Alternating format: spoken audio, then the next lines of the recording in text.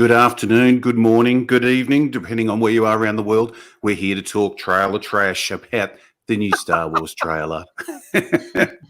So I'd like to say hello to Drunk 3PO. Thank you for joining me again.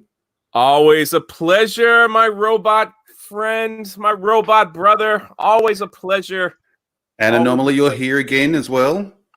Indeed. Hey, everybody. And now we've all made videos on this wonderful trailer. And it's completely re-energized me for Star Wars. I've forgotten all about Last Jedi. I'm sure you guys would agree with that, wouldn't you? Yeah, absolutely. All those Star Destroyers just made me forgive all of the retardation of that film. I'm in love with Star Destroyers now. My whole room's covered with Star Destroyers posters. I bought the latest Rose Tico action figure, you know. I do. I mean, I can't wait for the space horses to come out, man. I gotta have, I gotta have the space horses in my room. That's the thing. I was amazed that it seems that JJ could actually do more damage than Rian Johnson. Like that. I sort of had this feeling that, like I've said before, I liked Force Awakens when it came out. Like they obviously didn't take it anywhere I thought they would, but like you just don't think anyone like Ryan completely fucked up Luke Skywalker and the Force. But it seems that JJ is just gonna fucking get rid of anything George did. Like we can't even blow up fucking Death Stars and have them gone. Like nothing is gone. He's just. I think he could be doing more damage than Rian Johnson did, which is a feat that's just unbelievable. That is.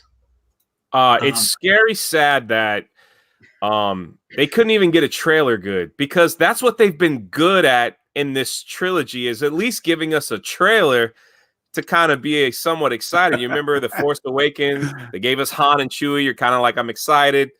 You know, Last Jedi, you got to see Luke on the screen, and you thought he was going to do something cool. And he milked a sea cow. That was cool. And then they didn't give us nothing. There was like no money shot. No nothing. Nothing. Yeah. Space horses. But terrible. I'm amazed that like there wasn't even the Knights of Ren in there, or that big slug-looking thing that looks like a cock. That wasn't in there. Like there's so much that like we've seen in other trailers that wasn't in this one, but we still have no idea what the fuck is going on or why we should be watching this movie. Yeah. Like I'll be definitely watching it. For sure I'll be watching it. But like I have no idea what is meant to be happening or what we're meant to give a fuck about. Yeah, exactly. I have no idea. We don't even know what's going on. We don't even know what direction they're going. They keep showing us the same thing. Rey and Kylo looking at each other, and you're just like, that's great. And the trailer of staring it was just staring. Fucking half of it was staring, half of it was just Star Destroyers in the background. And lightsaber running. And visions, Force visions. What the fuck? We know nothing 2 months from the fucking movie. Where's the finale? It's the finale. It's like, go on. I was just going to say, I used this in my video. I made this up because, like, you look at the OT films or something, and there's, some, 3 or 4 major locations. And through the trailers we've got, and this was being kind, I tried to not double up as, like, just get it to every different possible location I could see. And I think we've still got like 25 different locations that we've got to cover in a 2-hour movie. Wow. The thing is, when they have a teaser to the trailer that they released on Saturday, you are expecting a good trailer. I mean, come on. This movie's gonna be horrible. Horrible. It's all us cause. I'm yelling here. Sorry, guys. Sorry. Yell by all means. All of our careers were just given a shot in the arm. You off, Robot Head. I'm sorry, Robot Head. Just saying. All our careers have been given a shot in the arm with that trailer. We can make 10 videos just on that trailer with the problems. We can. I plan on it. I might make one more video, but I don't know about 10. I could, but yeah. No. I think I'll wait for the glorious movie to come out. So C-3PO, you were saying you were getting some heat for your video. Yeah, because I went through everything I didn't like about the video, which is about the trailer, which is a lot, and people were commenting like, the movie hasn't even come out yet. Why? Just wait for Raylo. I'm like, oh my good Lord, please get out of my YouTube channel for the love of all things holy. No. Man. And they really, boy, these Raylo people really, really want Raylo. Like, it looks like they're going to get it. That's the amazing thing. It does, thing. doesn't it? It does. They may as well. Like, I mean, what does it matter anymore? But those Raylos, they are full on. They are. Like, I understand they want to see them together, but they're fucking vicious. Like, don't you dare have a go at them or say it's wrong. Like, it doesn't fucking matter. He's a murderer. He killed Han Solo in cold blood right in front of him. How are they? How? Where did this come from? I mean, I don't care about either one of them. Maybe Kylo, just a tiny bit. But who the fuck is Rey, and why do I care who the fuck she wants to bang? Don't care at all. Like Poe, even if she wants to bang Poe, which is probably, I think they're going to go the Poe route. Actually, I don't think they're going to go the Raylo route. They might. Have you guys seen At World's End, Pirates of the Caribbean? Oh yeah. No. Okay. Well, there's a moment. I won't spoil it for anyone. Basically, the woman's name is Elizabeth in there, and she's like she's one of the people I consider to be a strong female character. She starts off as damsel in distress, and she becomes a fierce warrior and a leader eventually. Now, there's two love interests for her. One of them, there's like practically zero development on, but the guy does love her and whatnot. There's kind of a reconcile in the middle of that movie with the two of them, so that does get touched upon, but it doesn't come full circle. They don't pull the trigger on it. And that goes nowhere. And then in the finale, she ends up with who you'd think she'd end up with, because there has been a lot of development. They've laid the groundwork and all that stuff. I think it'll be something like that. I think they'll tease Raylo in the middle there. There'll be some sort of resolution for that, but I think long term she's going to end up with Poe, because Ryan teased that at the end of Last Jedi, even though they should have met at the Force Awakens by all means. But no, we've got to have them meet on screen.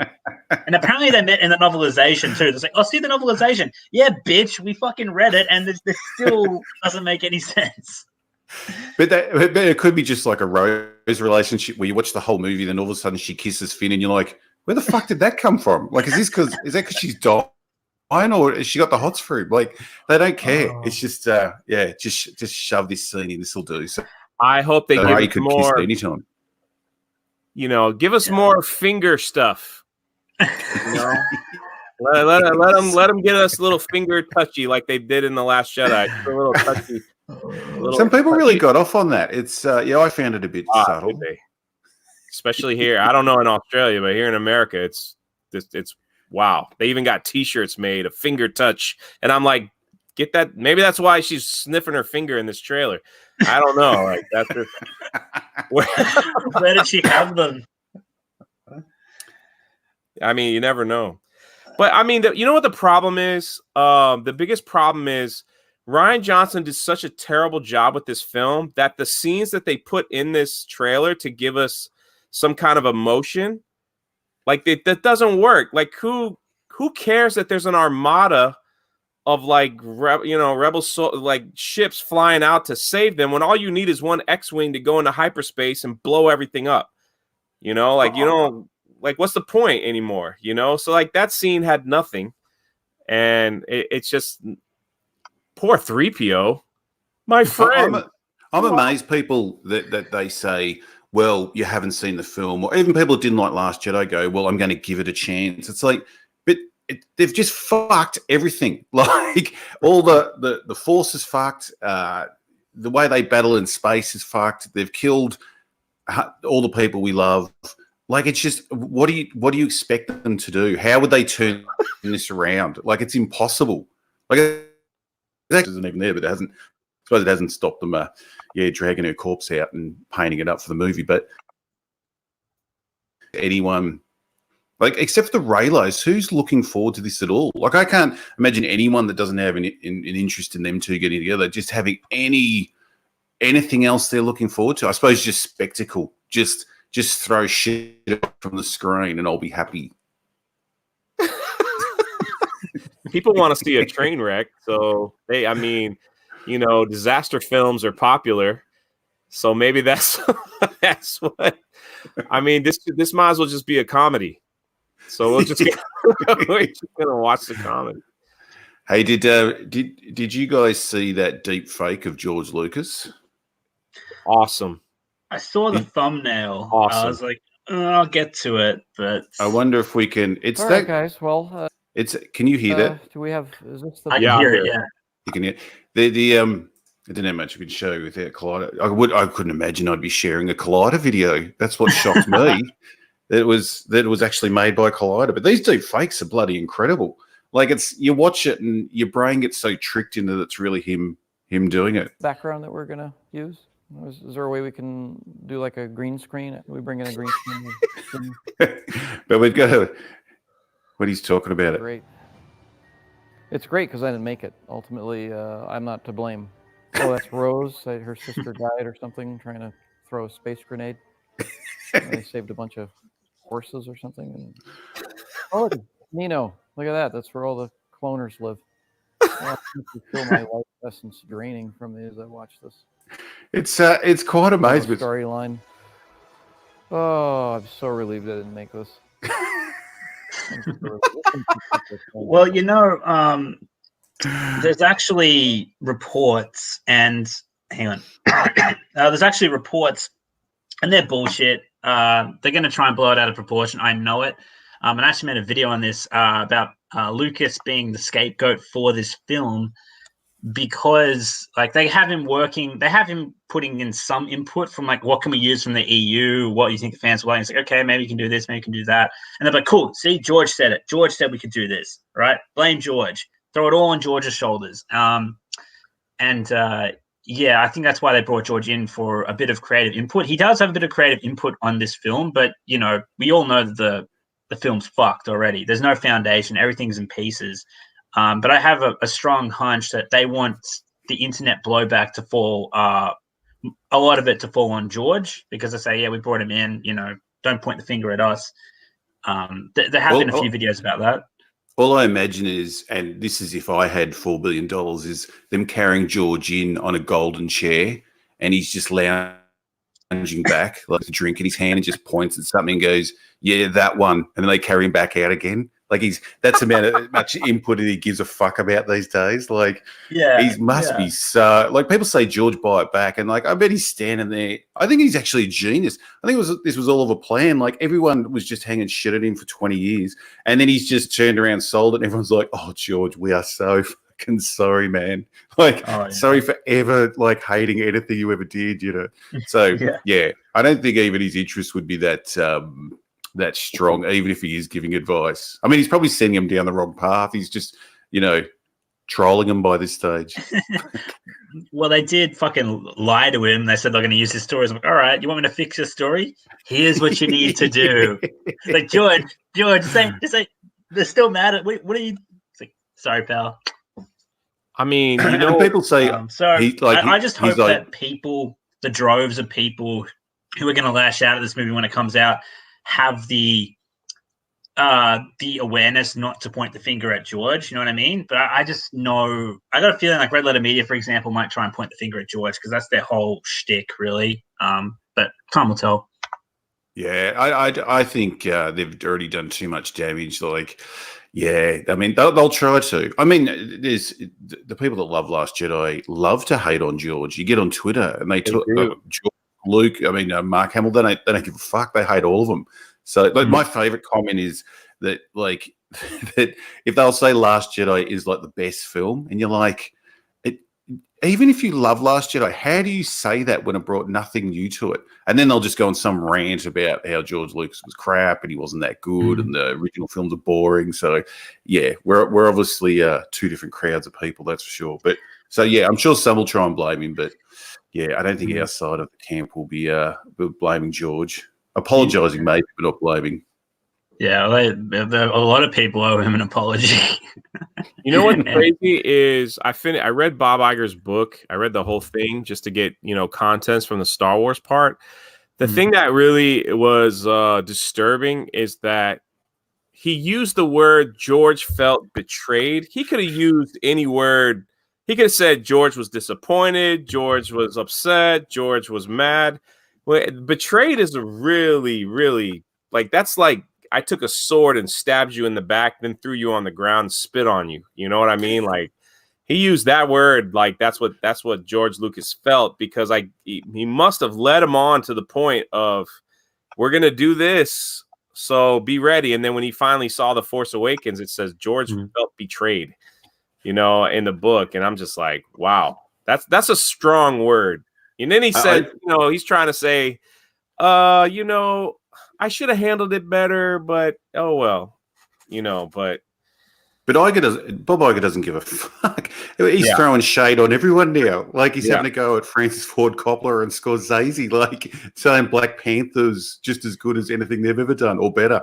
So yeah, this is a businessman that's dealing with art. It's fucking it's not good. If he's got opinions like that, like he doesn't give a shit. It's amazing. Like probably the four biggest directors from the 70s. Lucas, Spielberg, Scorsese, and Coppola. You could add some more, but they're probably the four most recognizable. Spielberg's the only one that's not copping it from anywhere at the moment. So, I'm sure his turn will come. Yeah, I suppose it won't because too many look up to him. I suppose he doesn't. He's not controversial. Well, I mean, JJ, didn't you kind of take JJ under his wing or something? I know he and Kennedy's been basically been his secretary for his coffee girl for fucking decades. So I doubt they'll throw much shade at Steven. He probably still wants to make a Star Wars movie. I'm just baffled why they haven't given him one yet, a standalone Star Wars. Because I watched the shit out of that. Spielberg did it because wasn't he meant to do Return of the Jedi? And there was I think so. It wasn't there like a strike on at the time, or there was something going on at some reason why he couldn't do it. But I think originally he was penciled in to do Return of the Jedi, which would have been interesting to see.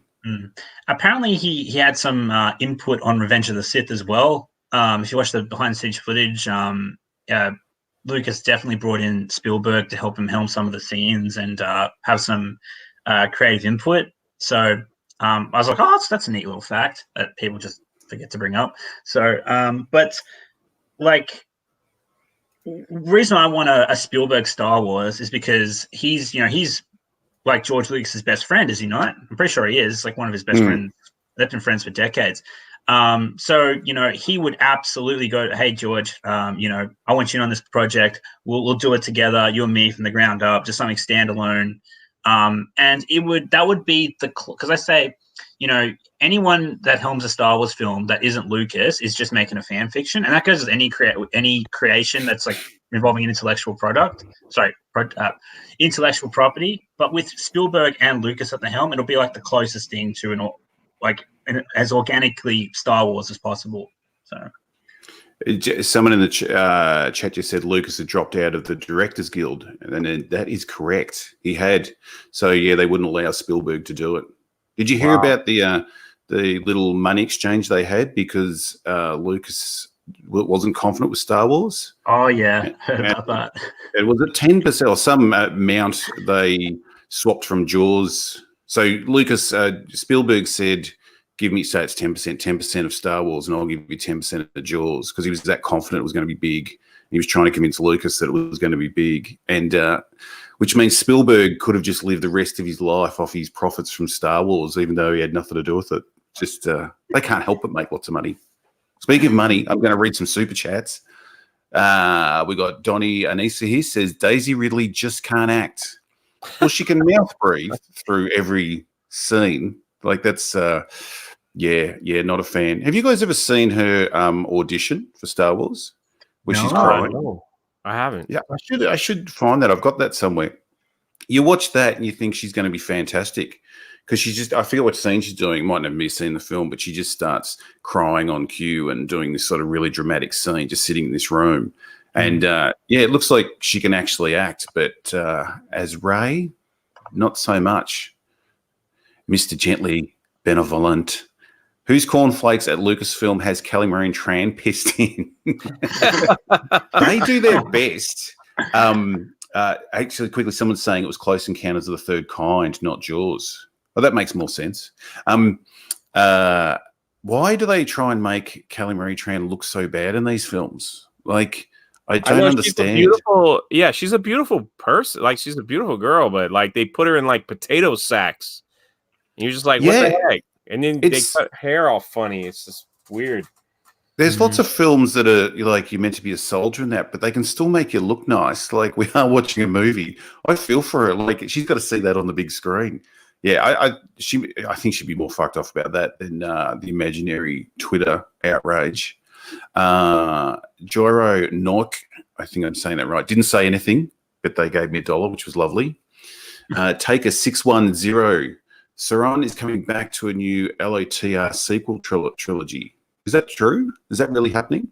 Is there a Lord of the Rings sequel trilogy in the works? For Amazon, or is this just having a go at that they're bringing back the Emperor and they're just going to start bringing everyone back? I think that's just David L. jab. Sorry, yeah, David L. Plot twist: Broom Boy kills Kylo and Palpatine. That would be excellent. That would be good. Imagine that. It was all about Broom Boy all with along. The broom. Stevie J reviews. I see Stevie J on Twitter quite often, and he's actually yes. Another paycheck for Daddy. Great line. Yes. Oh, the money these bastards must be incredible. So let's where are we here? Let's bring up.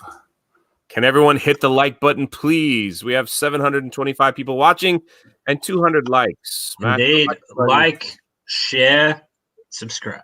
Yes. And I might need Robot Head to give me another moderator because it's rough out there. Let me have a look. Can you make moderators because you're a moderator? I cannot. You can. Oh. It's good now. You good? I got it under control. Yep. If you see anyone that you want me to make, just shout out and I'll quickly do it. You got it. So, should we have a look at this trailer once again, just to see if we missed anything?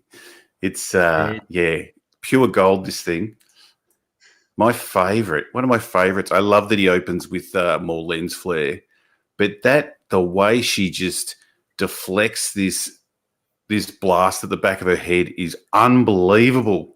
Yeah.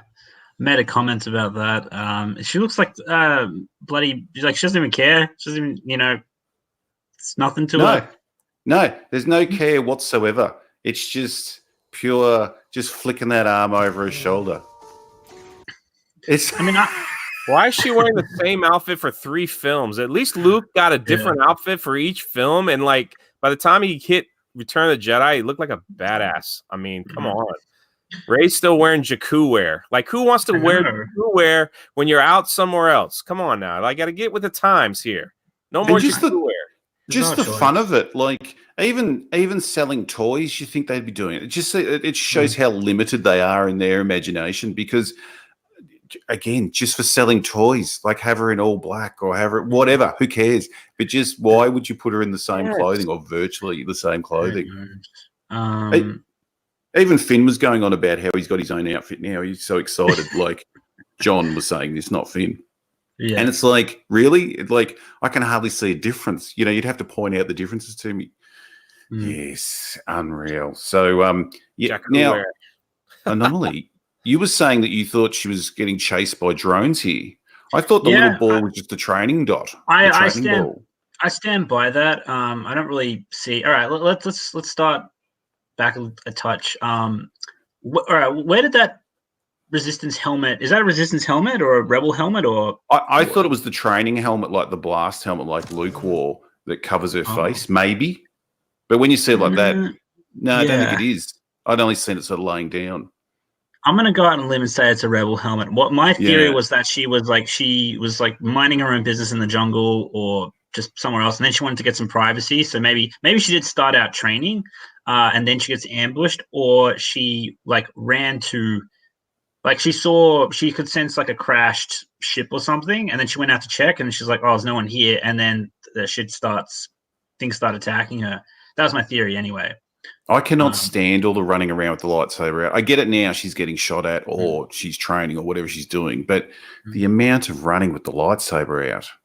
But yeah. Again, who knows? I'm guessing this is at the start of the film. I wouldn't be surprised if this is actually how we started. You wouldn't think that's Endor, and that's just one of the helmets from... I'm thinking it's Endor. People told me it's like Yavin 4, which is also feasible. We didn't get to see much of Yavin 4 aside from... It does look more jungly than Endor, which is more foresty, if that makes kind of sense. Like, I hope that makes sense.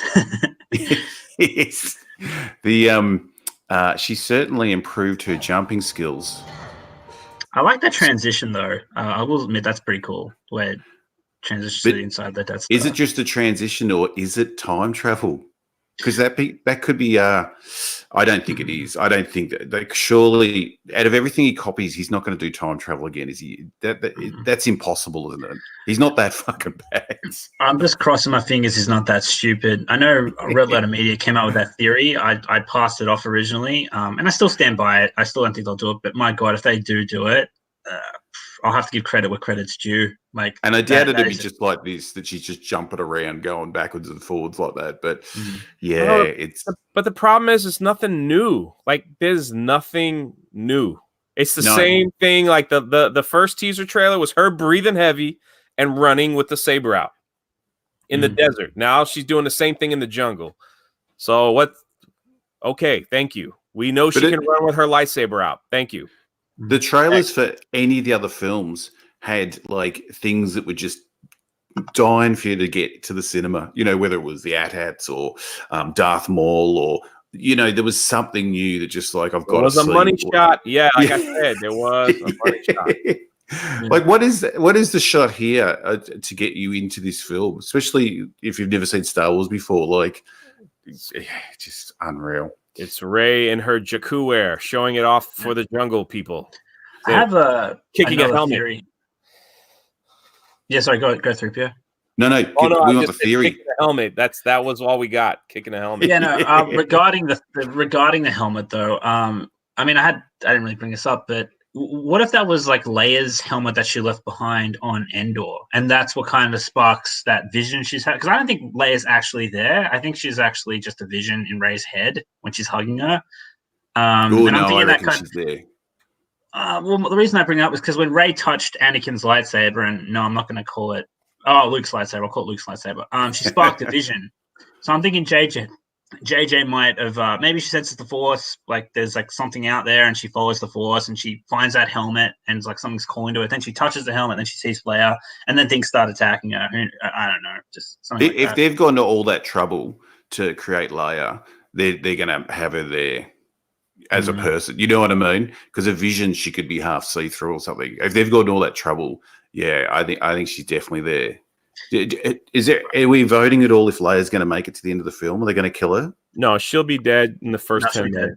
10 she'll minutes. She'll be dead pretty quick. Yeah. Yeah, I reckon the first. I'd give it 20 minutes, but I reckon I even think that hug will be a flashback, maybe a memory. She could already be dead. Oh yeah. Oh, I just realized. Bloody Leia's gonna she's not gonna get killed or anything. She's not gonna die from natural causes. She's gonna fade into a ghost. And then she's gonna, because we heard Leia whispering to Rey when she was like in the dark holding a lightsaber at the end of the trailer, and I'm like, oh wait, Leia's a Force ghost now. Like, don't you have to train to become a Force ghost? Like, don't you have to have some sort of? And Leia never trained. Not with Disney Star Wars, you don't. They're just giving out Force ghosts to everyone. I'm sure Han's gonna show up as a Force ghost. Imagine that. Oh god. Well, they're talking about Hayden Christensen's going to be in this, aren't they? So there's another thing we've got to get to. Oh yeah, that we haven't even seen yet. That's pretty strong that he's coming back, isn't it? I'll make a video on that alone if they do it. Honestly, they should have shown that. That might have got people excited to see the film. They should have showed something we haven't seen. That's all. If they showed that, I wouldn't be here. I'd still be making Hayden Christensen videos. It's all good. But still, I got to rant about this. I know you were saying in your video how often people are just looking off, and like from scene to scene, we're just looking off. Yeah. Fucking the running. Sure. I mean, that's obviously connected to the first scene, I think, with the helmet. I'm guessing it is, unless there's going to be like 5 different running through jungle scenes. But just turn that lightsaber off occasionally. Yeah. This is another one I've got. I don't think I mentioned this in my video. I don't think we're going to see Lando stand at all in this film. Have you seen any of his training workout videos that he posts online? No. Oh, yeah, he's got a bad leg. Yeah. I reckon he'll be sitting in every scene. But that you mentioned this outfit, Drunk. I always got to put the C in the 3PO. Drunk, you mentioned his outfit. Why is he wearing his high school outfit from the Solo film, the yellow shirt? You know, you ever meet those guys in real life that never grow up? They're still trying to be the cool kid back in high school, you know, picking up the ladies. So I'm going to wear the same clothes. You're kind of like, man. Don't you have the varsity jackets over there? We don't have them here. Yeah, we have varsity jackets. We have all that stuff. And people, obviously we know because of Happy Days in every film from the 80s. But yeah. But you know why we have that? Like in those shows? Because there's real people, there's real men that are like 50 years old, and they're like, well, in high school, I ran the touchdown, you know, and my jacket still fits. And you're just kind of like, dude, let it go, man. Lando, I'm going to make robot head varsity jackets. Just for people to wear. They'd be popular. They would be. I'd wear one. But they're so concerned with selling the product. Like this just is giving a tick that Solo was good and correct. You know, like they're just like, remember Solo? Remember? No, exactly. Hardly any of you do because no one saw it. But, you know, you have to be wearing the yellow. Like, God forbid he has a different outfit on fucking towards the end of his life. Yeah. But it's just what you said earlier. Like, why don't they change it and give it some variety for like, there's collectors out there that buy figures and things like that. But if you're going to keep everything the same, this is his Solo outfit. That's what did they think we wouldn't know? That's embarrassing. That's embarrassing. Why is he going to be back in a Solo outfit? Oh my goodness. This creature here that I call the Cookie Monster, like that's, except you were saying the penis shape over here is Akbar's son. Is that correct? Yeah, they're all predicting that's Admiral Akbar's son coming back to take revenge. And it wouldn't shock me if they threw that in the film because they're like, oh God, we killed off Akbar and we didn't think anyone would notice, but they did. So let's bring his son back and try to correct the whole thing. But let me tell you about the blue guy real quick. So you guys call him the Cookie Monster. In America, we would call him Grimace. We have a character at McDonald's called Grimace. That's we know Grimace. Okay, he drinks milkshakes all day, and that's what that guy looks like. He looks like a guy that drinks milkshakes all day. But my gosh, man, he's got a fur coat and a jacket. What in the world is that all about? I don't get it, but whatever. If you like, that outfit might look amazing from the front. I doubt it, but it might. But like, if you're doing this scene and you stand out there and then you're looking through the camera, wouldn't you go, hang on, that looks like shit. Let's put him around the other side or face him towards the camera or something. Bring in another costume because that just looks like something you get at a fancy dress store for a party or something, doesn't it? That does not look like a movie costume. It looks fucking ridiculous. No, it's awful. It looks like something that they found in the Muppets lot, and they said, "Hey, dude, put this on. You want to be in the film? Just put this on over your head and just stand around. You'll be all right. You'll be the blue Grimace. Maybe we'll give you a strawberry milkshake and call it a day." And then they've stretched him into Rose's jumpsuit from the last film. Yeah, that's a potato sack. Potato sack. Yeah, exactly. Goodness gracious. There was someone just commented on my trailer breakdown. I thought it was a good comment. It says it should have been the sequel to TFA. Like how telling is that? I mean, like aside from Rey going to find Luke, like it starts off with like Rey, Poe, and Finn together on adventure. And you bring Lando in. You reunite. The Resistance was like reuniting with the rest of the I guess the Resistance that was not on that discount Yavin 4 in the Force Awakens with the Starkiller base operation. What the fuck you want to call it? Yeah, I mean Rey hasn't changed at all. Sorry to interrupt, but someone in the chat just said, "What's its pronoun?" They can be whatever you want, can't they? Don't you just make them up? Like that's they're the rules now. You can just be anything. So, yeah. Actually, at the start of the film, I hope they go through and just go through everyone's pronouns. Fluffy furry. Maybe that's yeah. It's just a furry. It's not even an alien. It's just a furry that they had because they've got to get every one of the alphabet people in there. So it's a furry, just a guy in a fursuit, and they have to respect that that's his choice. I'm sorry, I said guy. I shouldn't say that. Poe's talking here, right? He's the one giving the commands. I think so. Yeah. So we went from a guy who held a mutiny to the guy who's in charge that's going to wear a scarf. Yes. Right. Yeah. He's in charge now. Perfect sense. That's right. Someone said I saw another comment on this is like from like a day ago. I said, why didn't Rose Tico face the firing squad for committing treason, allowing the fucking massive cannon to blow open the distant space? Oh man, she should have had to answer some questions about that, shouldn't she? Like that's. Imagine how that would go. Imagine it's like, why did you do it? It's like to save Finn. All right. You endangered lives. Yeah, but Finn, we gotta save it with love. Here's the problem, and even Robot Head mentioned this in one of his videos. Where in the holy monkey did all these people come from? Because last we saw, the Resistance just fit in the Millennium Falcon, and they were flying off in outer space, and that's it. So what do these people just randomly show up? Like that's it? It's crazy, man. There's so much... that many people in an hour, maybe two. One of the lines in it is, if you good lead people lead or good people come or some crap. I think it's Poe saying it. There's always this feeling that they've got to convince people to help them. Like they just feel like the terrorists of the story. There's no like in the OT, you never felt that people were against the Empire because of how they were being treated and like wanted to join the Resistance. But in these films, it's like they've got to always convince people. Like I loved at the end of Last Jedi. Okay, to call them the Empire. The First Order, they just blown up 5 planets, but no one would come and help Leia and help them. Like everyone just said, fuck it. Like who cares? Yeah, they're blowing up planets, who cares? But these films, it's always this sense that they've got to convince people to help us, that we're struggling. Like it's just fucking bullshit. I can't stand the color grading in these films either. Every film looks the same these days. These teal and orange colors through every scene. Like nothing can look clean. Nothing can look. It's just their cheap way of going dirty and real. Like I agree. And you know what else is crazy is there's a lot of people there, and Star Wars used to have different types of creatures, and the only creature we got is like Cookie Monster and like the Akbar. Yeah, but we've established that's just a furry. That's not even an alien. Yeah, we don't like. Where is everyone else? It's like where's the diversity here? Where's the alien representation? I mean, come on, like what? Not what we're trying to do here. It's ridiculous. I could just imagine Jeremy going on another rant. Alien representation matters.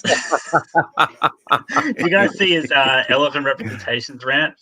I adore that. Which one was it? So I made a meme about it. I'd since deleted it. I put it into another video about strong female characters. Jeremy basically went on a Jeremy from Geeks and Gamers, should probably say, went on basically just a mid-live stream, just went on a tangent imitating Brie Larson, and he just turned it into this pretty fucking hilarious skit. He's like, elephant representation matters. I would not stand against the hate and the bigotry against It was glorious. You got to watch it. It's on his D-Day Cobra channel, I'm pretty sure. I'll have to check it out. Yeah, do it, trust me. He's the ranter. The amount of videos he can put up and just be on for every video and then go on to other people's videos. And yeah, it's very impressive. Like, what do I do? One video every couple of months? People actually, I think someone said in the chat there, I released a video last night and I'm doing another one now. That means I won't have to do another one for 6 months now. See, that's the goal we all want. I want to be you. So I'm just saying, I want to do one video and then go sit on a beach.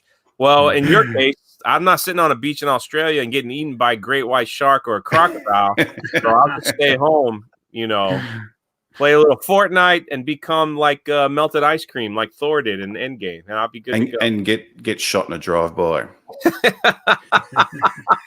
In America, yeah, that's. We talked about guns last time, and then I That got was some funny. comments having a go at me about that. So, so I'm going to steer clear of that. We'll just keep bagging Star Wars. Before we go on, what you were saying about the lighting and how it has to look so like what was this comment? Dirty and real and gritty and yeah. Well, it's just it just doesn't like there's no clean. It's just an easy way to give it grime, you know. And it's just this modern coloring technique. Like you can't have that. Like I feel a lot of people that love these films have never seen like Empire on the big screen. Like and Amelie, have you ever seen that on the big screen? On the big screen, no. I've watched the glorious special editions, which are objectively better. Just saying. They if like those films projected look incredible, like you know, people comparing it off their TV to like new digital, you know, films shot on digital, but those originals just look amazing. But now they just give these like fake color grading, and it just they just pump up like the teal and the shadows and the oranges in the highlights, and you just get this same look, and they just think it's this sort of gritty real look instead of building a set that looks real, that you can shoot in a nice clean manner, you know. When I say clean, though, the image is clean, not the actual building. But it's I can't stand it. They just everything just starts looking the same. Yeah, it's boring.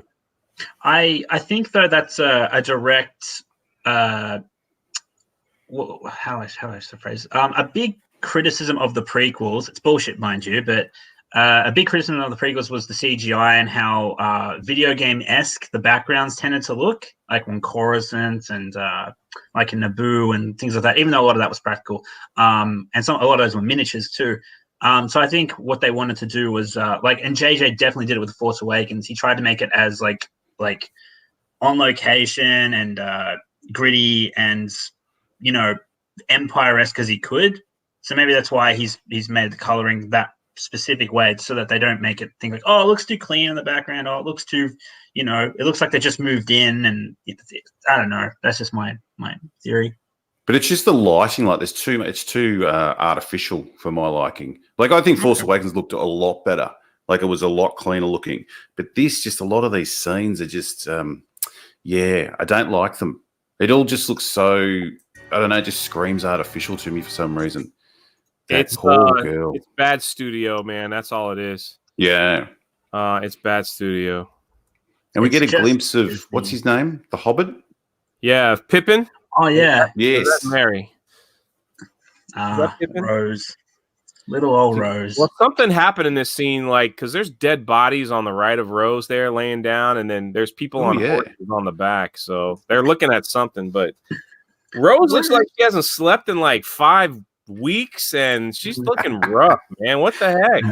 Why would just tater tops hanging out of her mouth asleep? I'm telling you. I'm actually curious. Rose is actually the most curious. Like the thing I'm actually most interested to see Rise of Skywalker for. Perfectly honest, I'll explain. Because you know how she was such a train wreck in TLJ. I'm actually very curious to see what JJ does with her, and if he like gives her some redeeming qualities, and actually, because I thought I'm in the crowd of people that actually really liked Rose on paper. Like I think Ethan Van Sciver is a really big Rose fan. I could see the potential there with her character. I could see her like blasting and zapping stormtroopers as like this tech genius girl who comes along for the ride and all that jazz. Even though she was written.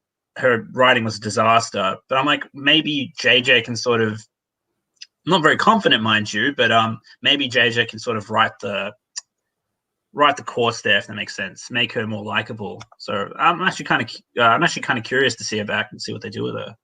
Couldn't she look like this in the film? Yeah, I always thought she she's beautiful. Yeah, she's all right. And that's not what she looks like in the film. No. Now I can't get rid of this photo. Why can't it go away? But do you reckon they'll have time to fix it? That's the thing. I don't like. We're seeing so much crap and so much thrown at the screen, and like you wonder, like, is there going to be time to fix anyone? Like, I don't think they're going to bother. I don't think we're going to get any backstory of anyone or any explanation of what's going on or how this started or where they came from. I mean, there may be a bit, I suppose, with the Emperor. Maybe this was all in the background and they're sort of going to explain it that way. But I don't think they'll have time to fix her. I mean, I don't think it's a big ask to fix it. You just got to give her a character that we like in this film and make sense.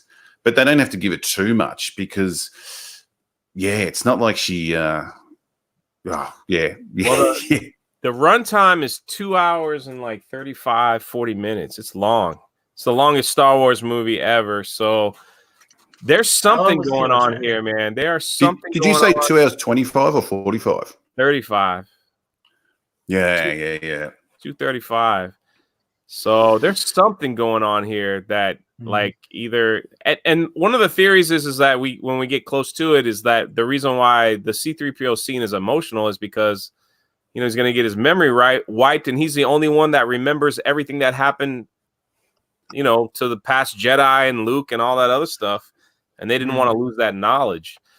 So I'm like, that's the dumbest thing I've ever heard in my life. They don't have any other like file banks or anything like that. There's not another hard drive. Like what? That's what I figured. Like 3PO is the one with the longest. I mean, R2 is too. I don't know why they don't use R2, but like they'll use 3PO. Even though R2 hate R2D2. Why do they hate R2D2?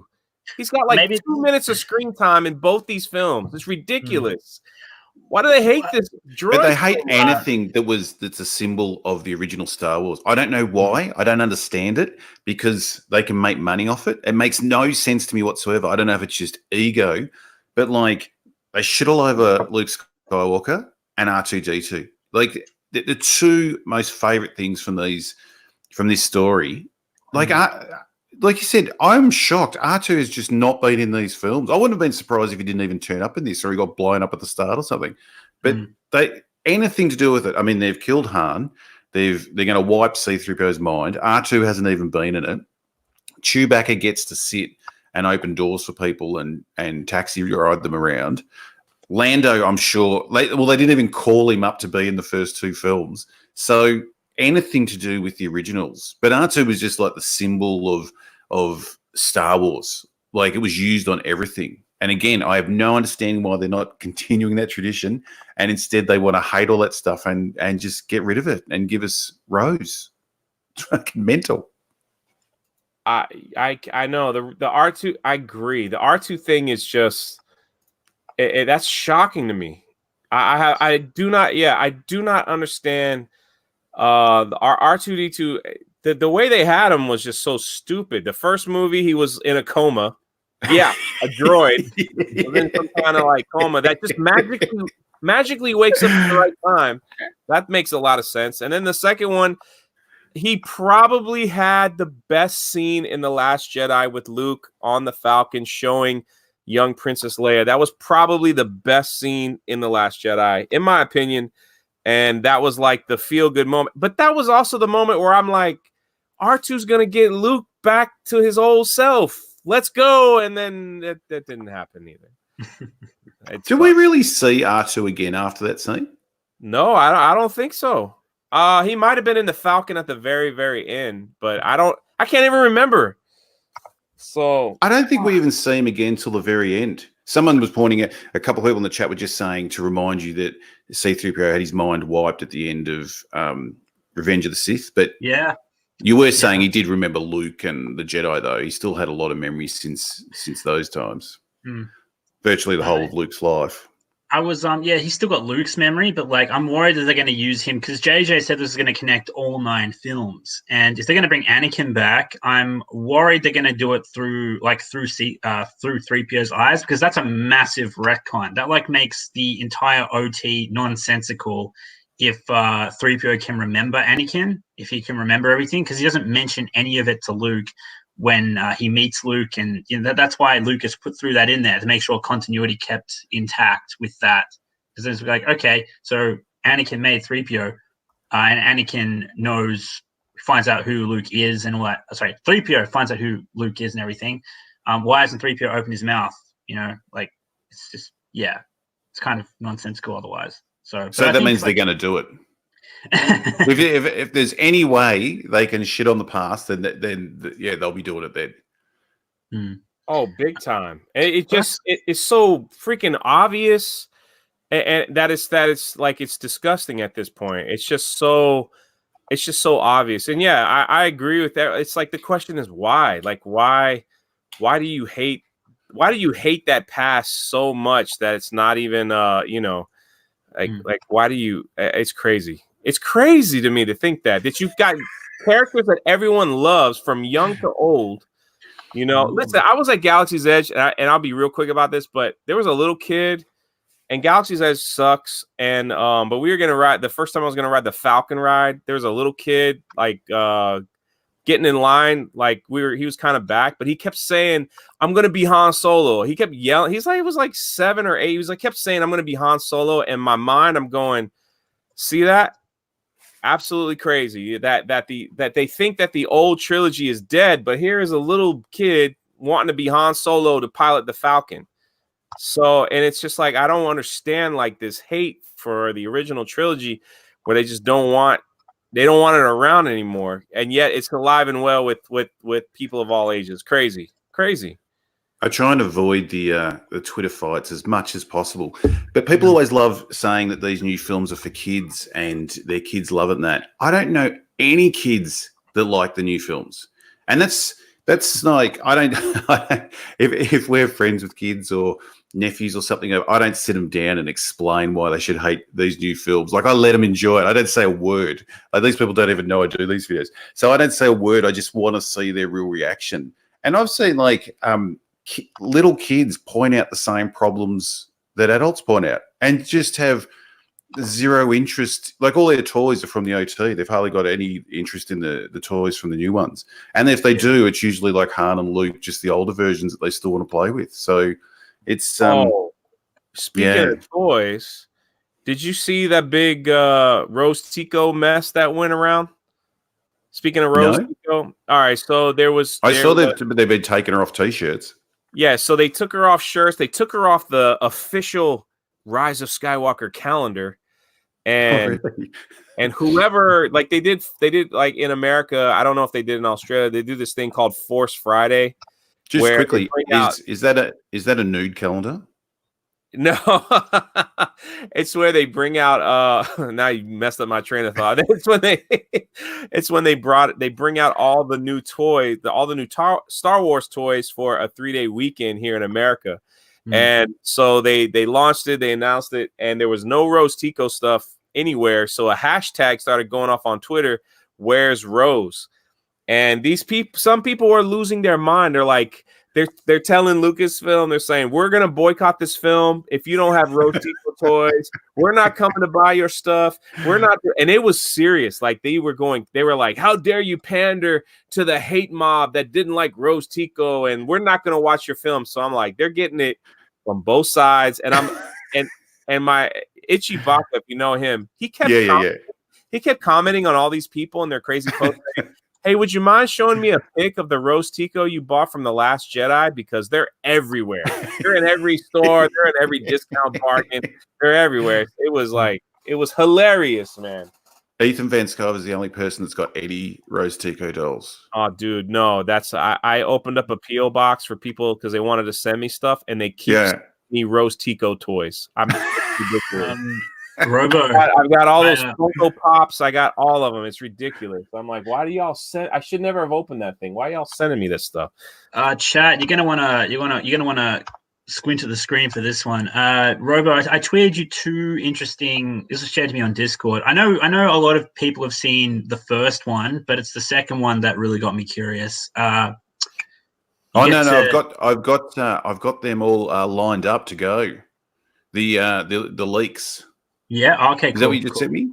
Yeah. No, I knew about the Kylo one, but I didn't know about the second one. Before you show that, you know what happened, right? What happened? YouTuber was showing those leaked photos, and they got a client. They got pulled, didn't they? Video. I was going to show them too. I didn't think that. Yeah, someone got pulled, didn't they? And I was going to warn people before we showed it as well. But yeah, they're easy to find. I'll retweet them for everyone. My favorite is, and I'm sure we can talk about, is the Emperor with the lightning bolts coming out of his hands. Oh, okay. Yeah. I just saw it then. I checked my Discord, and a guy, what's his name? I'll shout him out. Yeah, a guy called True Redemption sent it to me, and I was like, "What? The Emperor looks terrible. Look at him." But we don't know if they're real, but they look real. Like, he looks a bit small, but well, why would Disney claim a video that just had those pictures if they were fake? Yeah, that's true. So figure that one out.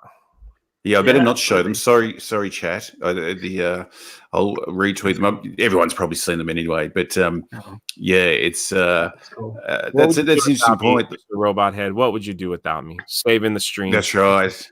That's right. I owe you so much. And it's always photo related. Mm. But yeah, just to describe it, if people haven't seen it, we've got Rey looking at the big throne, and Palpatine's on there shooting lasers. It's like he's just going, fucking hell yeah, isn't it? Like he's just got his hands up and lightning's going straight into the sky. Do you want me to share the leak to that picture? Do you want to know the leak to that picture? I could tell you. Oh, really? Yes. Give us the goss. So apparently that whole scene where the where everything is all those ships, the Falcon and everything are coming to the Armada, all those ships. Palpatine looks at Rey, and Rey's like, "You're finished, Emperor. Like, I got all my friends coming. You know, it's Return of the Jedi all over again." And Palpatine shoots the lightning out of his hands and starts destroying ships. I pray this is all real. Like, I pray every crazy thing we've heard is real. Yeah. Someone was saying on Twitter that they should have two different theaters, like people that actually want to go and love it, and people that are going for a laugh to see what happens. More curiosity. Yeah, because otherwise it's going to be like fights and people ruining it for others. When we're it'll be like Cape Fear and Robert De Niro just sitting there smoking a cigar, just laughing his head off, like the top of his voice wrecking the movie. So yeah. Have you guys seen Cape Fear? Well, the sad thing is the leaks. Like, after this trailer was released, you're like, the one big leak that was released, and if anybody wants to hear it, you can go to my channel. I just read the whole script from top to bottom, you know, of the whole movie, and they could listen if they want. It takes about an hour, but it makes that whole plot look real.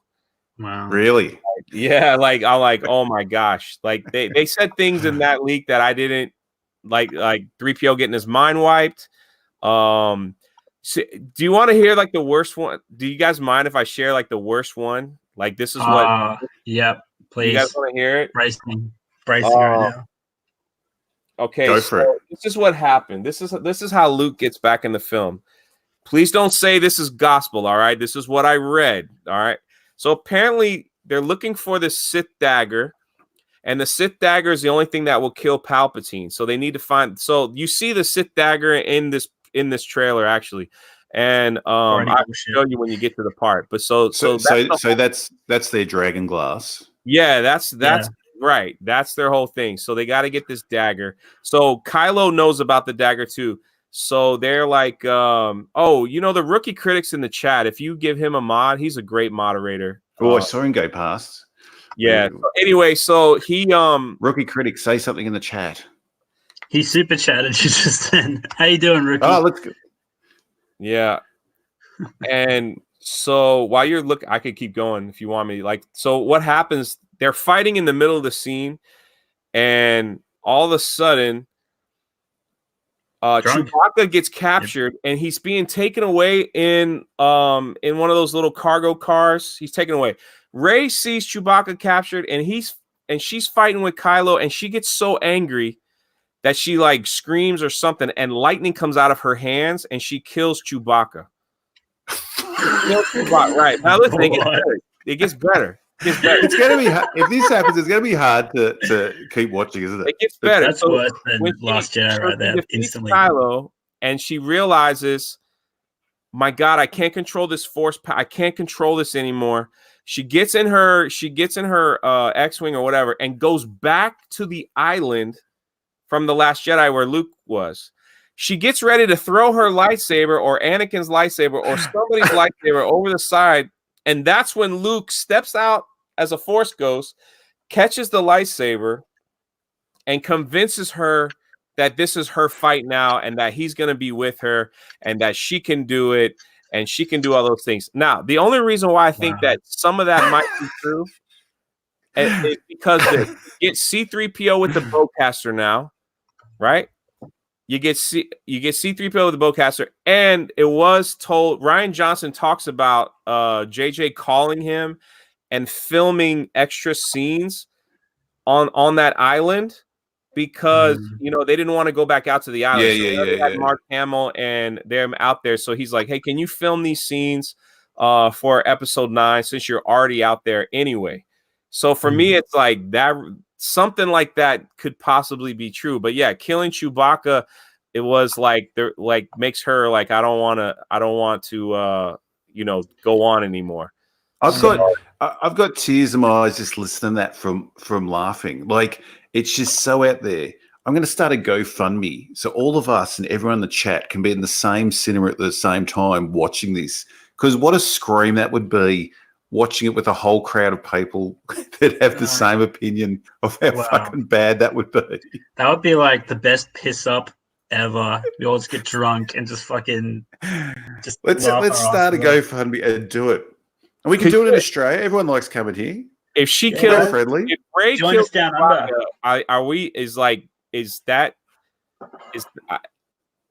What this is what I mean. He can make this worse than Last Jedi. Like, he really can. There's still a chance he could do it. Like, you think seeing Luke die is bad, but Chewbacca, like, come on. They blow up R2. No, I can't think of anyone worse than Chewbacca to kill, really. Like, even R2, you sort of got the hope that they could rebuild him, but now my only hope is that she might have think she killed Chewbacca and Chewbacca comes back later is because Chewbacca is because JJ won't take those risks, but Chewbacca's in Galaxy's Edge, and Galaxy's Edge is supposed to be near the end of episode 9. Right. So it's a shithole.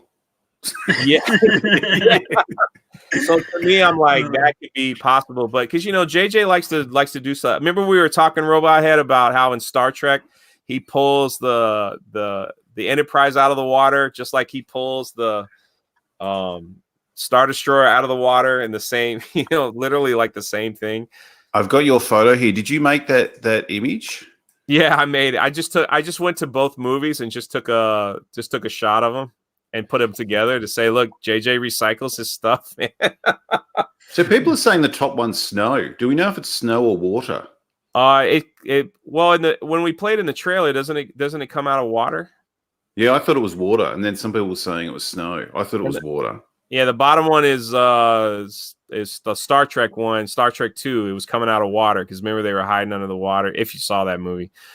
So I can't stand that you just know he's just like, what's visually pleasing, like what will look good, what's good, and he doesn't care at all if it just makes you question things or like really underwater or he doesn't care obviously if he's done it before as well. But yeah, so yeah, fucking JJ, Jesus Christ.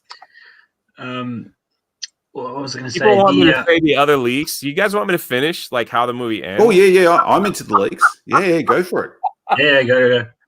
So what happens is they find. All right, remember this ain't. I'm just reading this. All right, so take it as a grain of salt. So read away. Apparently, on the dagger, see Rose's face at the moment. That's how she looks.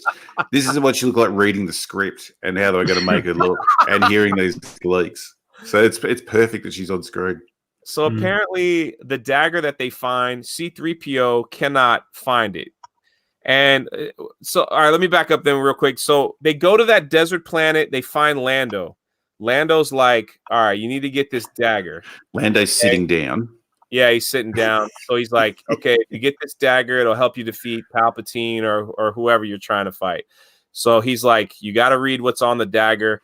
And you know, and so take care of that. So he goes, my daughter will help you. She was captured by the First Order to be a soldier, and she's living over in Endor or some vegetation planet. So they're like, okay, so let's go find it. So that's where the first fight happens, where Chewbacca gets killed, and then she goes off to hiding. So they eventually find the dagger. Rey comes back. They find the dagger, and they need to read it. C-3PO can't read it. He's like, this is a dialect I can't read. So they got to go to some hacker, that little Bubba Frick, that guy that was messing around with his brain in the trailer, and said, I can put in like a chip, but he's going to lose all his memory so he can read this. And so they're like, no, we can't do that to C-3PO because he's got like all these memories from stuff that we need to learn from the past. And C-3PO is like, no, we got to do this to defeat. We got to do this. So that's when he's like, oh, I want to see my friends. So his memory gets wiped. They put in the new chip. He gets the red eyes. He's able to read the dagger, which takes them to this thing called the Wayfinder, which is really stupid. And so again with the chip thing, it's like if someone gives you something on an SD card in our world, and you'll find something to plug it into, or another laptop or a desktop or something. Like the fact that his mind has to be wiped, that is the only way to do it. It's just such bullshit. It's really stupid. Sorry, drunk. Go on with the. No, it's fine. It's really stupid. So they gotta go. They gotta go to the. She's got to go to the Death Star to find this thing from Darth Vader. And so this whole time you got Kylo Ren, you know, like hunting her down. That's why there's multiple scenes of them fighting against each other. So the scene on the Death Star where they're fighting in the water's going on, Rey beats him again because she's tapping into like some dark power force. That's when she has the flashback of Darth Rey, and she really wipes Kylo Ren. She really like messes him up. And then Finn comes, as we saw in the trailer, yells for Rey, and like, Rey, you know, is yelling for his girlfriend. And then they leave while Kylo Ren is defeated. While Kylo Ren is sitting down. Now, this is in the leaks, mind you. This ain't me. While Kylo Ren is sitting down, a vision of Han Solo steps out of the water to talk sense into Kylo Ren. Oh, my God. Kylo Ren then takes his lightsaber, his crimson lightsaber, and throws it into the water, throws his helmet into the water, and has a moment of, I'm going to change because this is bigger than who I am. So finally, Rey figures out. The Anomaly's just moaning in the background. Yeah, I'm trying to hold it together. Yeah, keep going. Let's band-aid this, please. So the Wayfinder that they found from Darth Vader that was on the Death Star that didn't exactly explode, like I guess we saw in Return of the Jedi, leads her to Palpatine. So she goes to Palpatine, and while she finally sees Palpatine, Palpatine begins to tell her, like, I need you and Kylo together because you're the balance of the Force. So I need you guys together, and I'm gonna take over. I'm gonna give you the universe. You guys got to work together. So Palpatine's trying to push Reylo. You know, he's trying to say I guess he explains like there's always a balance. There's always one that's super strong with the light and one's that's super strong with the dark, and we need to get this. He just sounds like some sleazy old swinger. Just like, oh yeah, this is all it's very important. It's going to save the universe. But you have to just do it just there, just in front of me for it to work.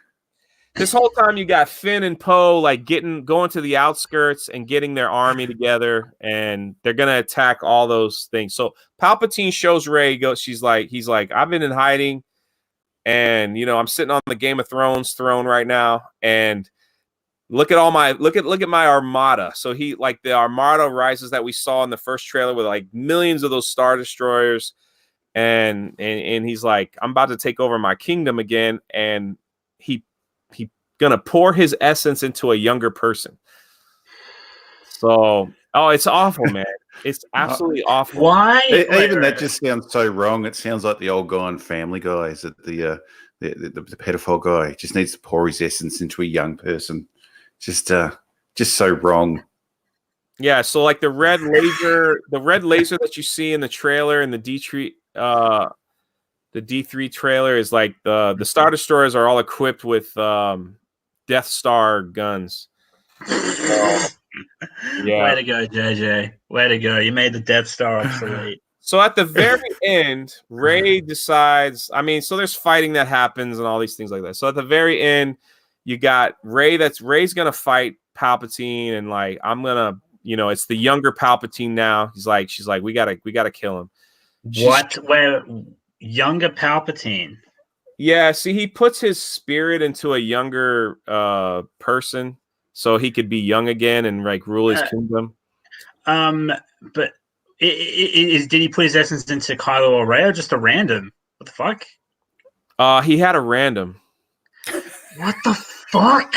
Yeah. What is happening? Then why the fuck? And first of all, why the fuck does he give a solitary shit about Kylo and Rey? And two, where the fuck did he get a fucking homeless cunt to fucking pour his essence into? For goodness' sake, certain kind of he's dead. How did he fucking interact with human? Yoda, I guess they're gonna reference Yoda because Yoda can bring force lightning. Fuck you, Ryan. Fucking, I'm sorry. I'm trying to. Oh no, it's cool. It's this is a fucking disaster. This is worse than. Before you reach that point, I'm like, yeah, okay. This is as soon as Rey fucking ejaculated lightning out of her fingers to fucking kill Chewbacca, right? And then runs back to Octo to fucking toss a lightsaber conveniently in the place where Luke died, mind you. Tosses her fucking lightsaber into the water so that Luke can make a fucking Force Ghost cameo. That was already worse than TLJ. And now he got this shit. Anomaly's already written his next video. I'm in full-on fucking link I read. You could read it for yourself. It's on my channel. I'm just saying. I don't know.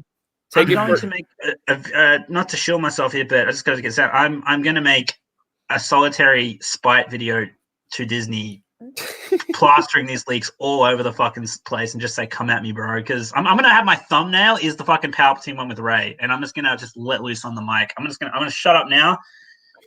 And I'll let you finish. No, it's fine. So I'm gonna hold it in. Fast forward to the end. Rey gets ready to fight Palpatine, and she can't do it. And magically, Kylo shows up. Kylo's like, "We could do this together." Hence, photo that's leaked all over. Now, how does he get the lightsaber? Pulls it out of his ass. Rey, and let's not just before we move on, like. The thrill of taking on the Emperor, and we saw how easily he killed his last boss. Yeah. Like, again, they're trying to build excitement for this, but he's already killed his gold-suited boss who was meant to be so much more powerful than him. And he did that easy, like there wasn't even a fight. And so, but now we're going to build up the tension again. Like, this is apparently because the Emperor is so much more powerful. So she doesn't do so well. So she has Leia's lightsaber. What the fuck? Yeah, so somehow she got Leia's lightsaber, so she tosses Kylo, I guess, Grandpa Anakin's, Luke's, all that. So Kylo has that lightsaber, and they go to town. Kylo Ren gets killed in the process. Yay! By the Emperor. Rey's about to die, and lo and behold, stepping out of the Force universe is Luke Skywalker and Princess Leia to help Rey once and for all defeat Emperor Palpatine, bring balance to the Force. Everything is good. Everything is fine. The Force will be with you always. And the very end of the movie is this is where they get the title from. The very end of the movie, Rey is found on Tatooine on Uncle Owen and Aunt Beru's farm on Tatooine. She goes there and buries something of Luke's. So she buries it in the sand.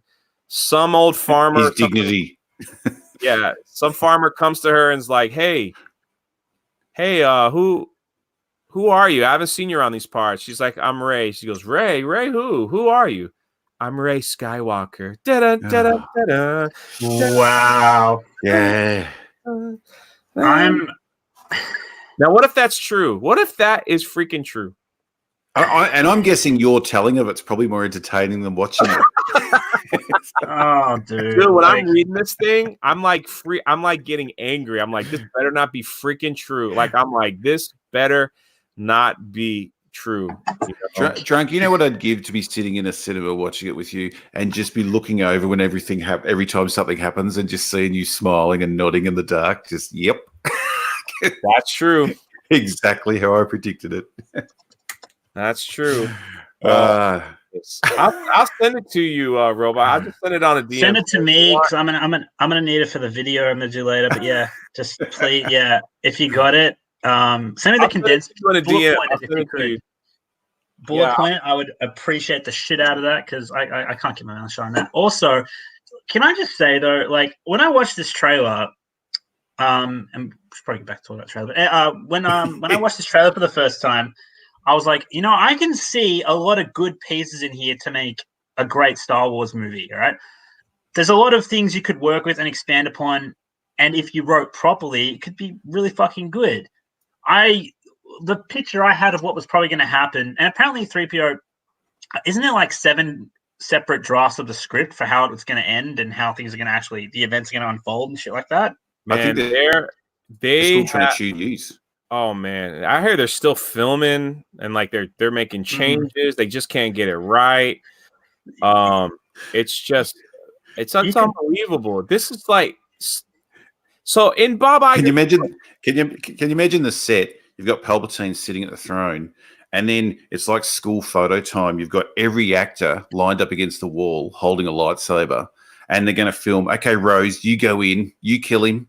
Okay, back up. Then they put him back in the throne. Next, they call in Chewbacca. He comes in and shoots him. They've probably filmed like every single person in this film killing him, and then they're going to work out which one looks the best, or is going to cause the less problems on the Twitterverse. Yeah. I mean, I'm just like the Bob Iger book. Bob Iger says, man, after we bought Star Wars, we had to start pumping out stuff quick to get our investment back. So he even admits this whole thing is a rushed piece of crap. I mean, it's just like we just rushed. Well, he said to George Lucas, he said we couldn't use your story ideas because we needed to make something that was quintessentially Star Wars. That's a direct quote from the guy. And I'm like, all right, so by quintessentially Star Wars, you mean you just want to fucking feed the OT fucking fanatics from back in the day? You want to refeed them exactly what they want, which is a fucking rehash of A New Hope all bloody over again. Or at least the prequel haters, that's what they want. They just want fucking New Hope on fucking repeat. They got it. Well done. But he gave it to them and they ate it up. And admittedly I did too at first because I didn't realize I was very uneducated at the time when I watched Force Awakens. But it was so telling, that quote. He just they just wanted to. I mean, people have been saying it. You said it's drunk. Like they just got to make the return on investment. They got to play it safe. And just how unfucking original was that movie, man? The shallowest movie they could have made, and they fucking made it. Sorry, I'm done. No, they people in the chat are asking if Anakin was in that leak. He was not mentioned. Well, at least they're leaving him alone. I'm happy about that. Better not touch Anakin. Yes, just some super chats. Kermit the Log hailed the handsome menace, drunk 3PO. I'd like to steal that name, the handsome menace. Yeah, that's good. Sorry, Shogun I come Orta. on stream and people give you money. What do you expect? Yeah. I can't complain. In the trailer, Finn looked to be on the same Death Star wreckage as Rey and Kylo. I think there's a love triangle somewhere in there. Finn gets cut down again. Oh yeah, Finn's just chasing her in every clip we see in every movie. Poor Finn. I mean, what are they going to do with him in this film? It'll be nothing. Vader's pet pig. I like that name. Do you think Dave Filoni should have a goat? Should have a goat at a real Star Wars movie? I think that should be have a go at a real Star Wars movie or even a trilogy. He's proved himself in the fandom many times. I don't know. I haven't watched any of the cartoons, like anything he's done. So isn't he directing one of the Mandalorian episodes? Yeah, he's part of the Mandalorian.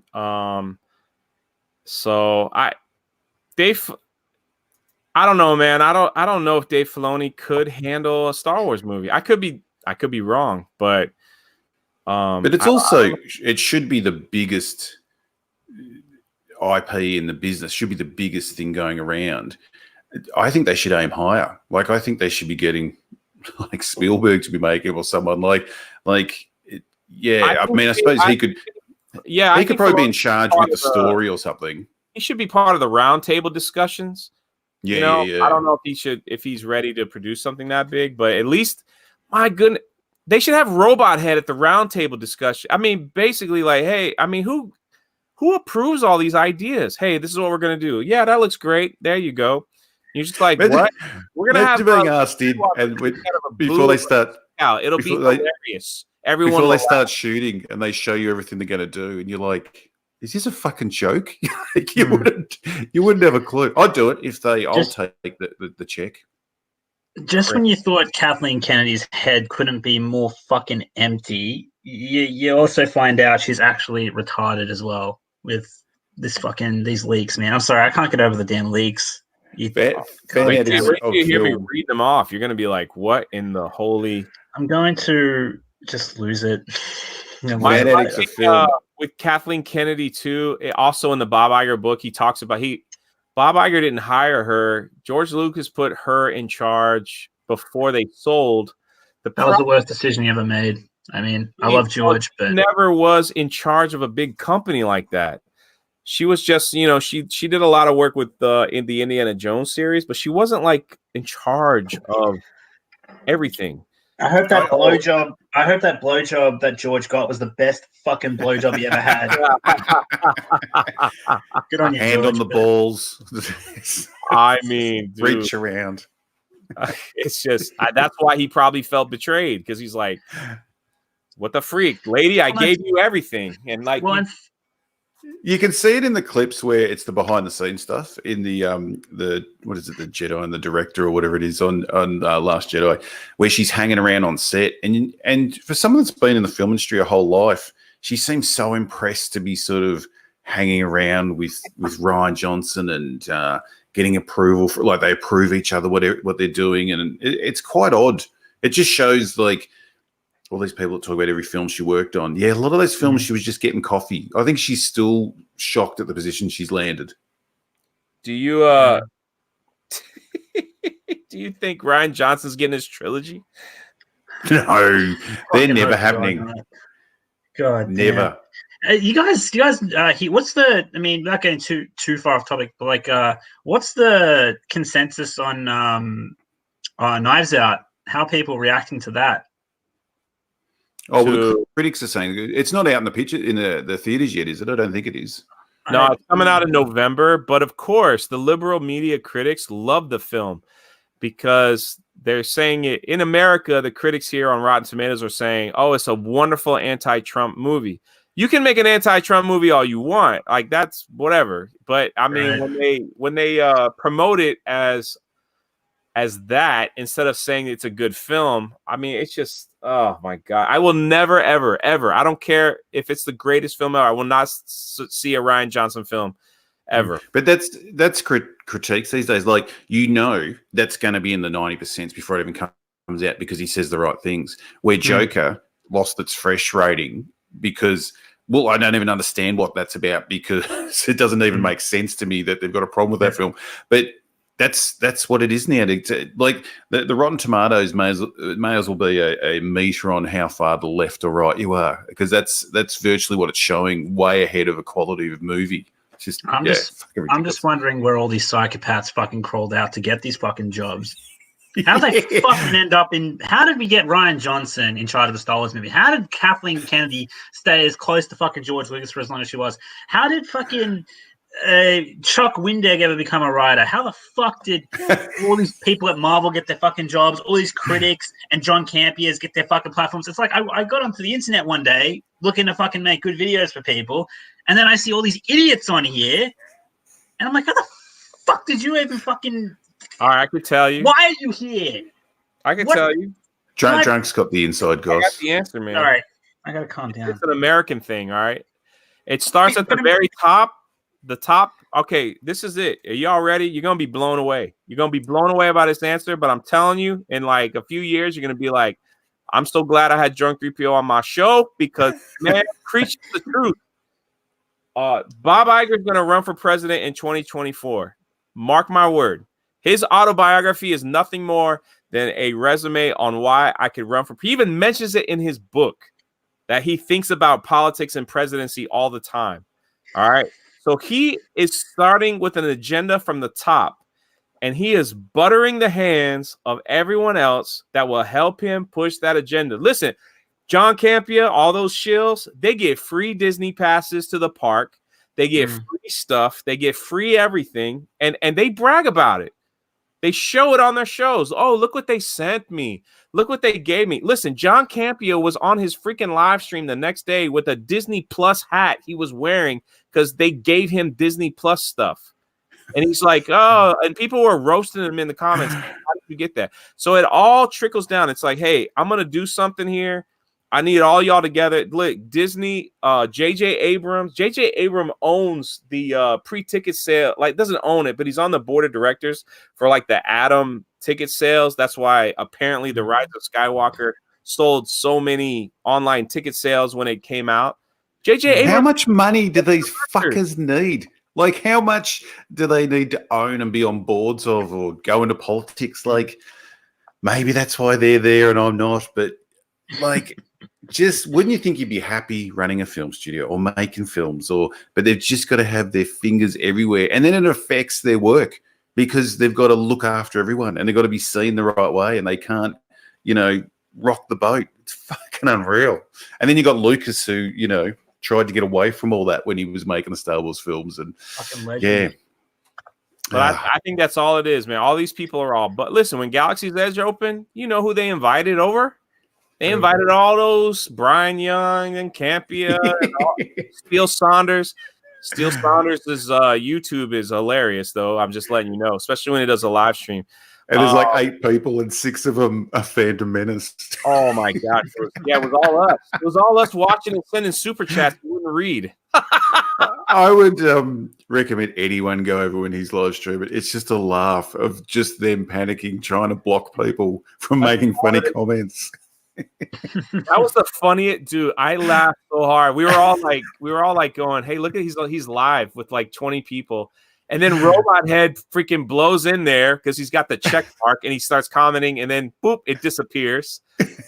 And then Ethan goes in with a super chat. He's like, "Oh, he'll have to read that." Nope, boom, it disappeared. Oh my gosh, I was laughing so hard. But then they put up a phone number, so Ethan rang the phone number to try and get online, and they wouldn't answer the phone.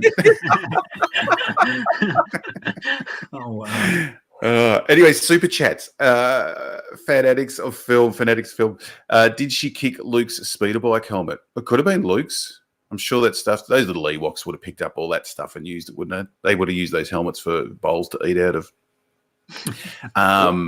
Fanatics of Film also said, good against remotes is one thing. Good against the living, that's something else. This is Ray running around. Well, she's good against everyone. Daniel Clack said, we don't have to press the like button to like the video, but fine, I'll press it. Love you guys. Yes, I never think to say this. Press that like, the up thumb. Listen to me. I sound like it's my first time on YouTube. Give us a like. So I think we've got 500 now, but there's over 1,000 watching. 589 and 1,100 people watching. Yes, please hit that like button. Make me feel special. 1,100 legends. Awkward Cynic. Can Ray be killed off, please? I don't think she can. Man, if she died in the film, I'd be quite shocked. That could be that would be a shock. Donnie Anissa said Leia will live because girl power. Well, very true. Very true. I'm not saying this right. Jara Nork, because it's some interesting name. Again, dude, didn't say anything. I murder these names so bad. It's terrible. So I feel bad.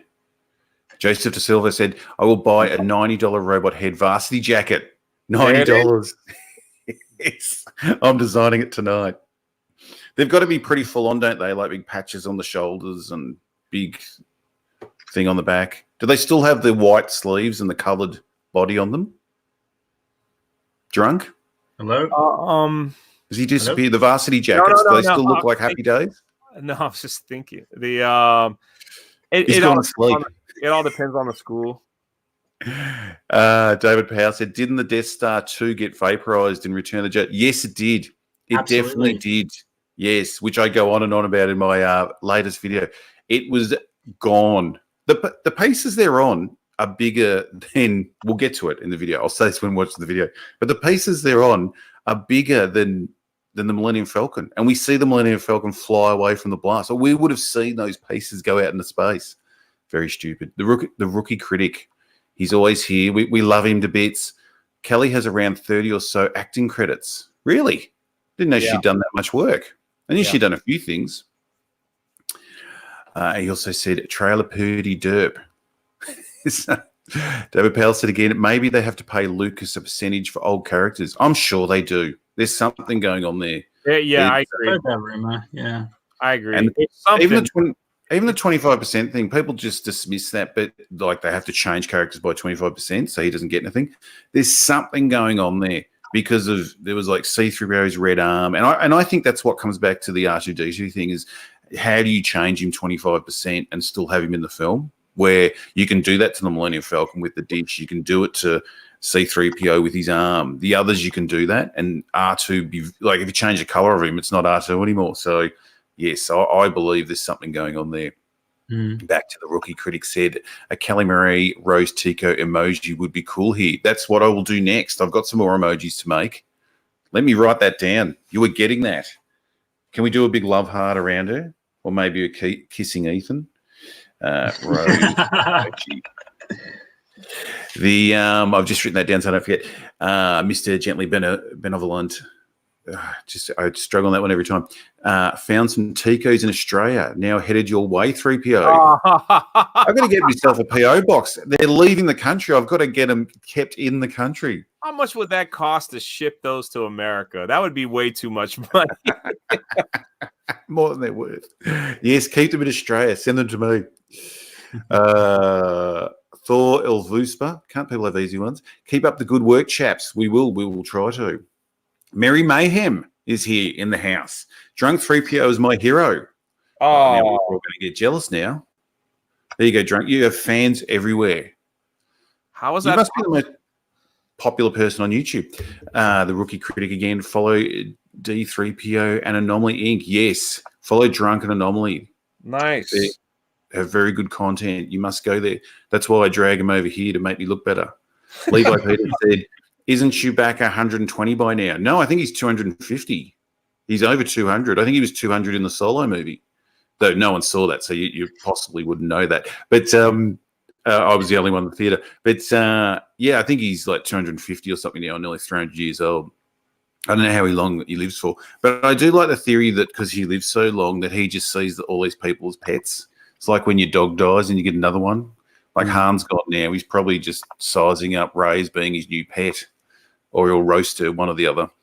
It's so weird that they made Chewie just blatantly in Solo eat people, and it just like then they just forget about that all of a sudden. Yeah, that's so odd. Which is odd. Yes. Fanatics on film. Raylo is now the balance of the Force. What the fuck? I agree. What the fuck? How come the balance of the Force keeps changing too? It's either you got to balance it with good and bad, or you got to balance it by getting rid of the bad. Like no one seems to know how to balance it anymore. It doesn't seem to make any sense to anyone. We'll never get through this trailer at this rate. Get more of that colouring. Those waves do look amazing. Someone just sent you $100 super chat. Oh my god! Wow. That's Hang a on. good one. You got to stop for that. And listen, I appreciate everyone. And people send me a dollar, I get excited. So, I just find it amazing the support that you can find on here. First, we had the rookie critic again, Robo Boss. Any rules for modding the chat? No, just go crazy. Scarfy the Strange, tell Bob Iger we already have a Justin Trudeau. Yes, and Justin's still with us, apparently. Bravo, Olivia. This is my biggest super chat by a long way. You guys are hilarious. Do you think this will be the last Star Wars film you'll see, or will you see new trilogy? Let's get around that word when it comes out. Mm. The fun has moved from enjoying Star Wars to enjoying this community online. Like, so Yeah. I'd have to go see anything because I want to join in the conversation. Like people say, if you Likewise. don't like it, go away. And it's like, no, I want to talk to Drunk and Amelie and Jeremy and Mauler. I want to talk to all these people and have fun. So, yes, I will be going to see whatever they put out there. They can have my my $10 to get in. We see the crap, so you guys don't have to. Exactly. And Well, my cousin runs a theater over here, so oh, you were saying so you don't even have to give them money. That's even better. yeah, he's gonna try to like get me in before everyone else gets to see it. So I'm gonna like come as soon as I'm done. I'm just gonna go live and just spoil it for everyone. Either that, or I'm just gonna say, "Here's my leaks video. They're all true. Watch it. That's the movie." So one or the other. Does anyone know through StreamYards, just quickly, do the super chats appear in StreamYards? They do, but if you have too many people in the chat, it goes by too quickly. Right. There we are. Look, I'm going to do something I've never done before. Oh, you're going to click. Did it work? Yes, I can put it up there. I should do that every time one comes through, but I keep missing them going past because it's a different time. Quick, man. Yes, not very interesting for everyone listening, but yes, now they are going past. I didn't know if I'd seen them go past. So there you go. We can put it up there. And sorry, so if we do this where we get the GoFundMe to get everyone into the same theater, we can go to your cousin's theater. They can organize it for us. That's right. And then he'll never speak to me again for bringing so many people to sneak in to see the. We're gonna need drinks. If I have to spend money, I'm gonna give the money to cats. Just because you want to see cats. Yeah. Oh wow. That's that look of him now, all wet. Why? And normally, were you the one saying of all times to wear the helmet? Like, just put the helmet on. Yeah, I mean, why wouldn't you have the helmet in this fucking hazardous environment where it would be very fucking hard to see? The blistering wind, the water slashing everywhere, your hair in your face while it's wet. It's obviously, I think it's just a shot for the ladies, to get the ladies flustered seeing wet boy Kylo and all that. That's my theory. But honestly, when I saw him come out, I was like, is that Kylo? Why does he look so retarded? Annoyed. I mean, look at his face. Like, what? I mean, I thought it was retarded ever since I saw him take off his helmet. But like when I saw him, I'm like, is he okay? He looks like he's possessed or something. I was like, maybe Palpatine's possessed him. I don't know.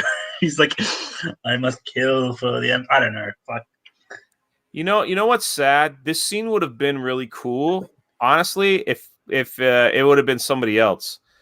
Because we've seen Rey and Kylo so much, like fighting or whatever, it's like it doesn't do anything. If it was Rey and Snoke, it would have been cool.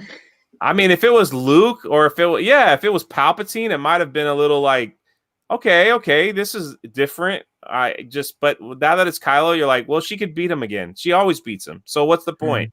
No big deal. There's no emotion. And even when they bring in new people, like, I don't know who that new character is, the woman with the gold helmet.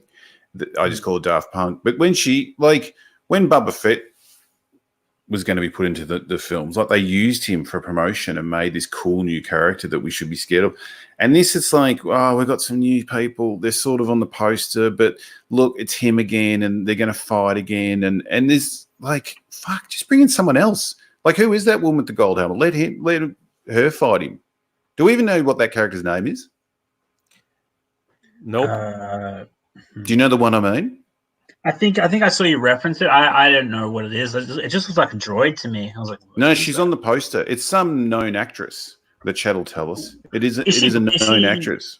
Is she black or like? Because if she's black, isn't that Lando's daughter? Oh, okay, I thought it was Lando's. No, daughter. No. It's another. We'll see it. We'll find out who it is. Someone will know in the chat. Kerry Russell, is that her name? Ooh, someone just said in the chat. Yeah, that's who's playing it.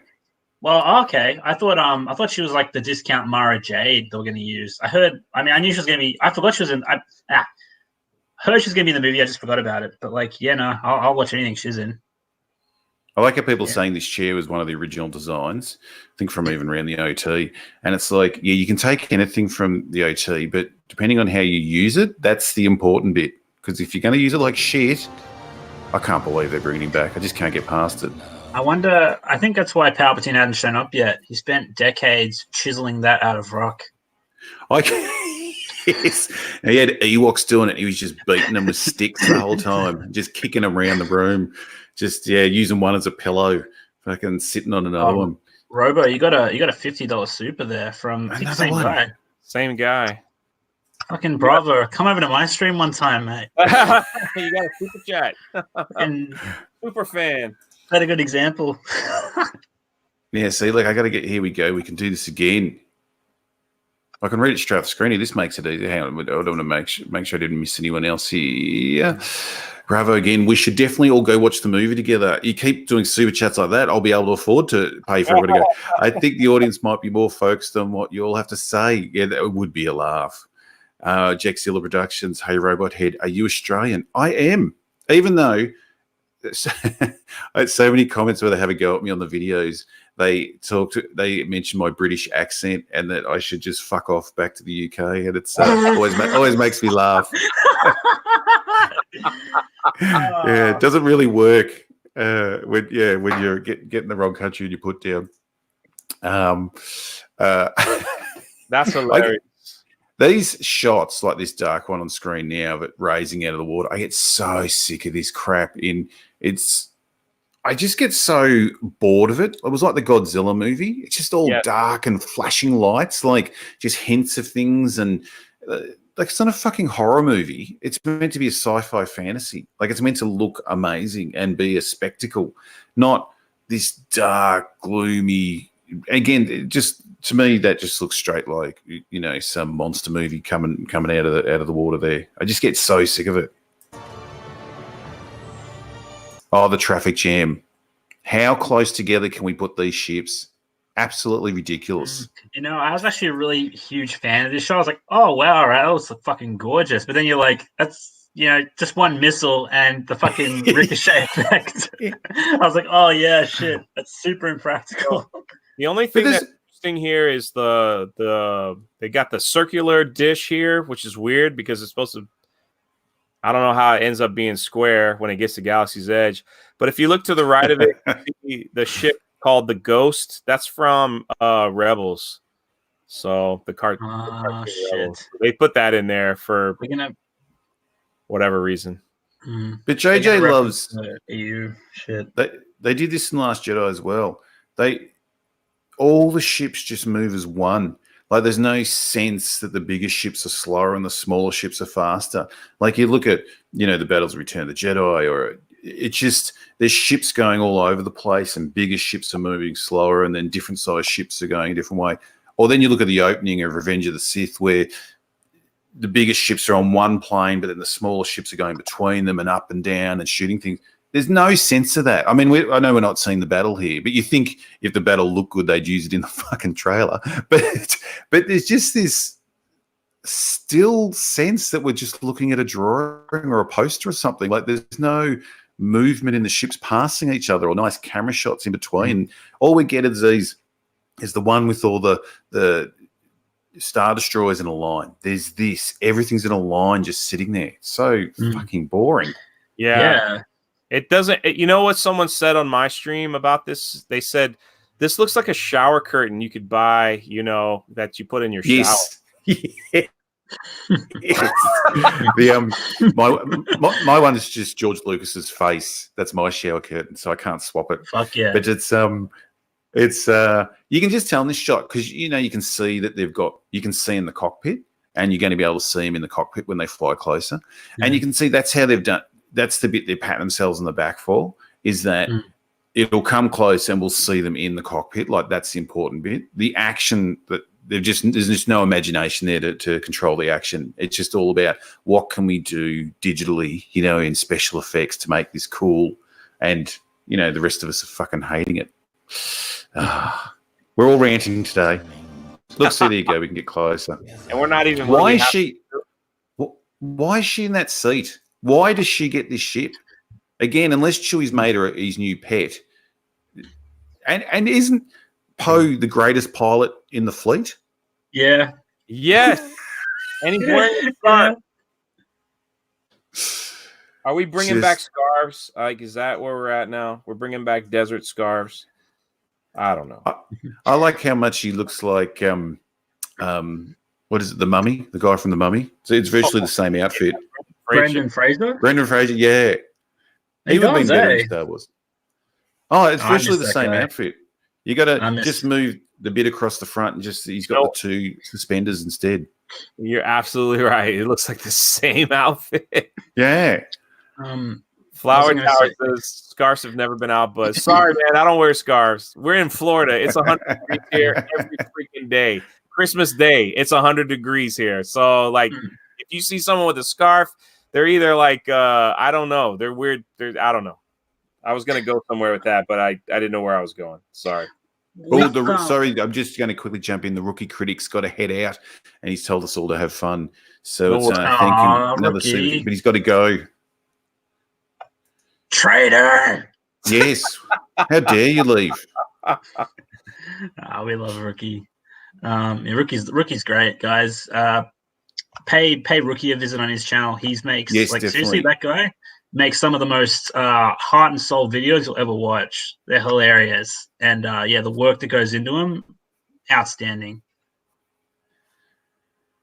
So, has anyone got anything else on this scene? This trailer, it's like there's so many problems, but again, you just watch it and it's like, oh fuck, here we go. Every scene's stupid. Oh, is this thing is that Luke's compass or something there? In front of him. Oh, say that. I didn't notice that before. People have said that that's like the time travel MacGuffin or whatever. I don't think it's time travel. I just think it's I think it's either like something they need to open a door or something like that they're going to use for coordinates. I don't know, but I don't think it's time travel. Where's the dice, man? Where's the dice? The dice. Yeah, the important dice. Chewie looks like he's just gone, man, you stink, bitch. You've been in those same clothes for fucking 3 years. It's like Ray was like, "Oh, don't forget the compressor, Chewie." It's like, "Bitch, you what? Yeah, you fucking what? Shut your fucking mouth." You're 200 years old. Keep your fucking mouth shut. Yeah, it's like I hate you. The next scene is just roasting her out the back. I think he farted and Chewie smelt it, and he's like, "What the freak?" And she's like, "Hee, that's all the way from Jakku, buddy." Whoop. He's like, have you been eating porgs again? Hey, I wonder if the porgs are still living in the ship. Remember that funny joke, how they had a nest and they were all over the ship? I wonder if he's cleaned them out yet. He would have eaten them all by now. They'll still push him. He'll have a little caged area at the back where he's just breeding them to eat. Yeah. I had a theory about this scene, though. Do you reckon that this scene is at the end of the movie? I think it might be the closing shot of the movie. Everyone gets into the Millennium Falcon and, they jump into hyperspace and happily ever after to the next adventure, as if anyone gives a solitary fuck about what they're going to do. Just because of the look she's giving him, it's got that look, doesn't it? Like, yeah, here we go. Yeah, just so everyone's so cleaned up and everything. I mean, Poe doesn't look happy to be there, but... My fucking favourite bit. What bit is this? Oh, right. Hang on, I've got to. Hang on, we'll play it here. Then I'm going to grab it from mine because. Oh my goodness, your video on this scene was amazing, where it showed even horrendous choreography on the trailer. Like, oh my goodness. Where is it? Where is it? I'll concede a point and say it definitely looks better than The Last Jedi's choreography, at the very least. But I don't know about that. Hang on. I'll make everyone watch my video again. You've all got to watch it. Hang on, let's make it's almost sure. Like Kylo just sticks his sword out and she just it's bad. It's like he's throwing a lasso. Your intro to this video was amazing. That was Cookie Monster. Your intro was amazing to that video. Oh, you like that? All right. I took a fall. I'm all right. I was dying. Come on, where's this fight? Here we go. Because I played it back and forward a few times, so it's just so we can take in the glory of it. Is this it? Am I at the right spot? A little bit further, mate. Oh, yeah. I don't know my own video.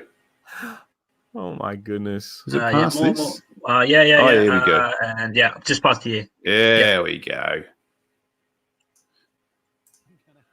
Look at the glory of this. What the heck? Look how he much is in these. hesitated. He hesitated. Watch. He's like, Yeah. oh, well, I gotta slow down and slightly Look, block wait, at a different angle. wait. Yeah, Oh, yeah. there it is. Is it?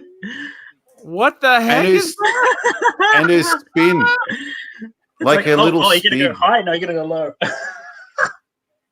Someone made a comment under the video, and I was gonna show it here, that it just looks like a child hitting a pinata, and it does. She just looks like the way she's swinging at it is just unreal. And look at him here. Where's he going here? Like, just, to clash them together. Like it I'm already getting started on it. Like kids in the backyard, like swinging sticks at each other. We're not really gonna hit you, but we're gonna act like we're fighting. If she hadn't to put her lightsaber there, he would have missed her anyway. Yeah, like he swung in front of her there. It's just unreal. You want to rewind? Go back to the collision and then just slightly back out before they collide. And I go back and forwards a few times, so I should be able to stop it. That's right. Oh my gosh. Stop, and then just slightly rewind, like 0.2 of a second. It might be going the wrong way. That scene, Rey's booty. Yeah, she's completely exposed. But yeah, when they collide, it's like all they got to. They're on an angle where the two of them can just stab each other. Watch them collide. Yeah, now look at so them. They just sway past each other. I'm like, why shouldn't you rebound off each other if that was a collision? So they refocus. Like, here we go again. Oh, there we go. And he hesitates. Yeah. I was amazed. I was totally amazed. I thought after the last one that at least we'll start watching my video and said they would at least she's meant to be more trained. I can't speak about these stupid battles, but she's meant to be more trained, and that's the fighting we're seeing. Like, we're still seeing that crap. Now I've got to find it where we were in our trailer. I might take back what I said about the choreography being better than the last show. I mean, the weight in it. They're broadswords. They're not a beam of light. That they're heavy. It's just so fucking stupid. And they'll still be using the wrong switch on it too, which will annoy me.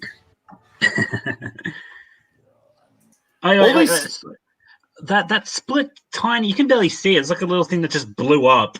Like, what was the point of putting that in there? We don't even know what that is. It's a Star Destroyer I think I know what it is. I think it's a Star Destroyer blowing up a planet. They're showing off the Death Star technology. You can see a Star Destroyer in there. But why would you put that in there like a split second? What's the point? Everyone's going to miss that. Well, how do you explain the Star Destroyer being there anyway?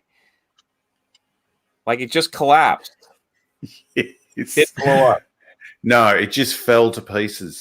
And someone's saying this isn't even the moon of Endor or anything. Like, it's not. So today yesterday they made an announcement of the new Star Tours ride, and the Star Tours ride is at Disney World, and it's actually the better Star Wars ride. But they said that Star Tours now goes to this new planet where the Death Star is called Fern Bid or something like that, the Water Moon planet.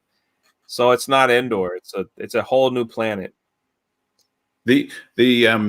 See this thing on the water, this is just going to appear out of nowhere, and they're going to be all of a sudden in it, cruising across the water flat out.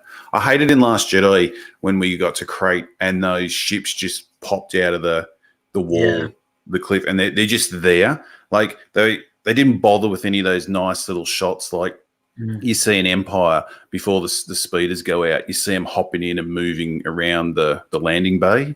And it just gives you that sense that it's all real and it's all just, they're preparing, they're going out to battle. And in these films, everything just happens. Like, ships just fly out. You don't see people getting in and out, and everything just appears out of nowhere. So I reckon that this ship will be the same. It looks like the discount version of those sand speeders from TLJ. It looks like JJ took that design and just modified it slightly, because they got that part on the end that is bigger than the part on the right, and I don't know. I was like, is that like is JJ stealing from Ryan there? I like when they use puppets, but this just looks like such a hand puppet, doesn't it? Like it's just, I don't know. That's Bubba Frick. Is that his real name? Yeah. No. Like Bubba Frick. What the frick? That's his name, but it's Frick. His last name. BB-8 and his son there. Gotta get those toy shots in. There's that new character. That's off to the side. Like a blow dryer. Yeah, that's how you introduce a new character. You don't show anything cool they do in the trailer. You just have them standing off to the side like that. And just go, oh yeah, fuck it. That's the new one. Even C-3PO getting the mind wiped. Like, shouldn't that be a reveal in the film? Like, shouldn't that be something that people come out and they go, oh, you've got to see it. You'll never believe what they do to C-3PO. But they're that desperate to get people in the theater. They're that desperate to, pull on the heartstrings that they're showing. Well, that's what I'm saying. This is the only thing they showed in the trailer that had any meaning. They tipped their hat so badly. Like the D23 footage, they gave us Darth Ray, right? And everyone were like, "What? Why?" Everyone knows that that's a vision, that ain't real. Like you just gave away something that you didn't have to. And then in this one here, you're right. Like they shouldn't have done that to C-3PO. Like in the trailer, that should have been like dude,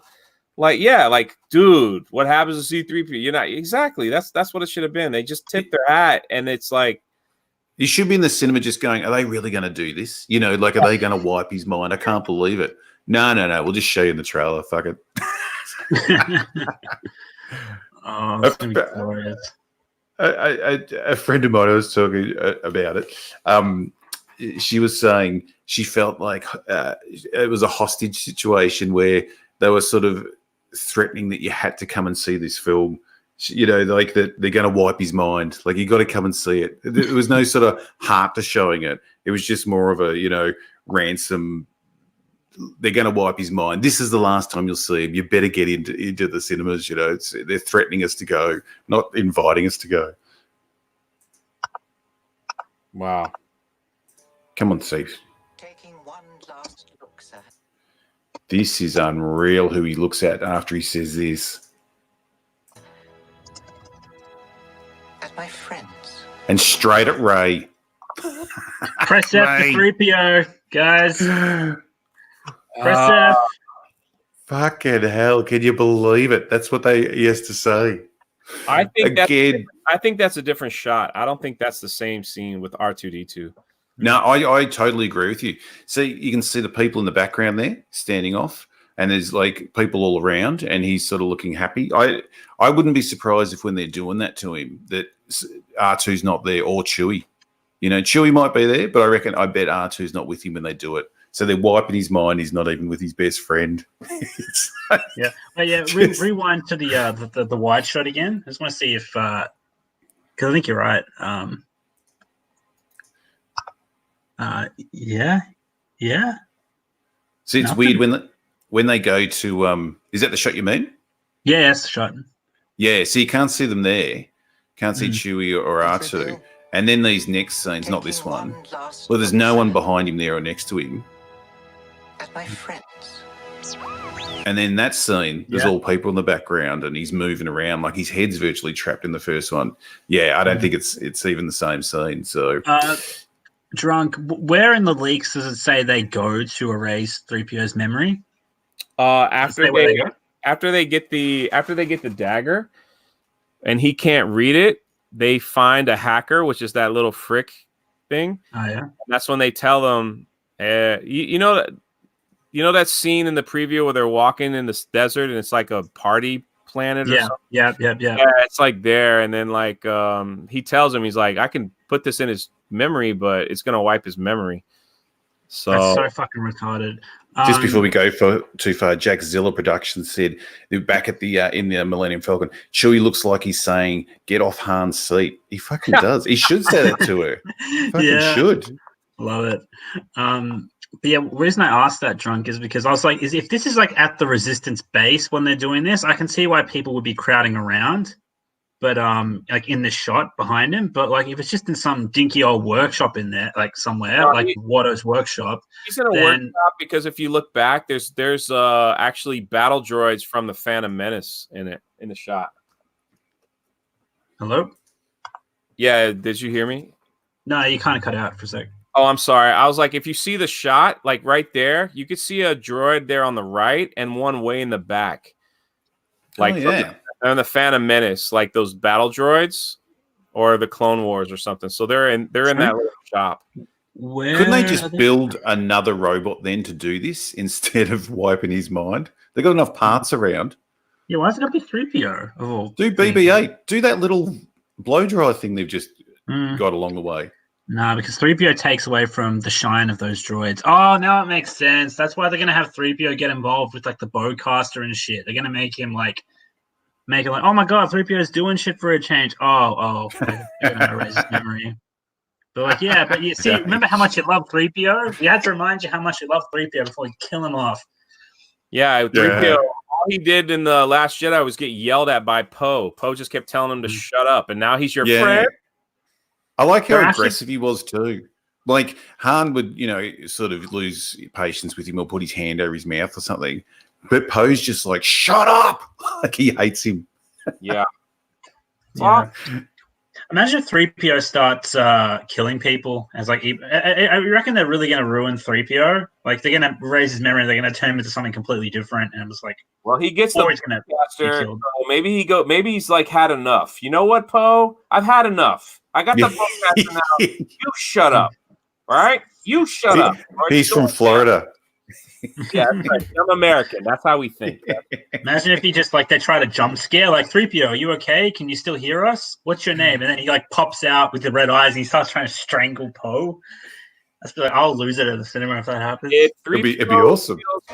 If he kills Poe, this movie will be 100 times better than any Disney film they ever put out. That's all I'm saying.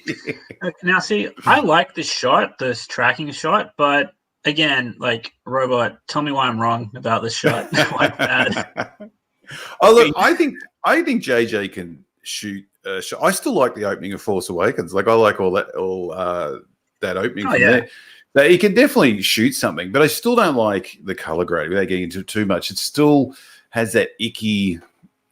It's just the same color grade they do on anything. Like it doesn't have that clean look.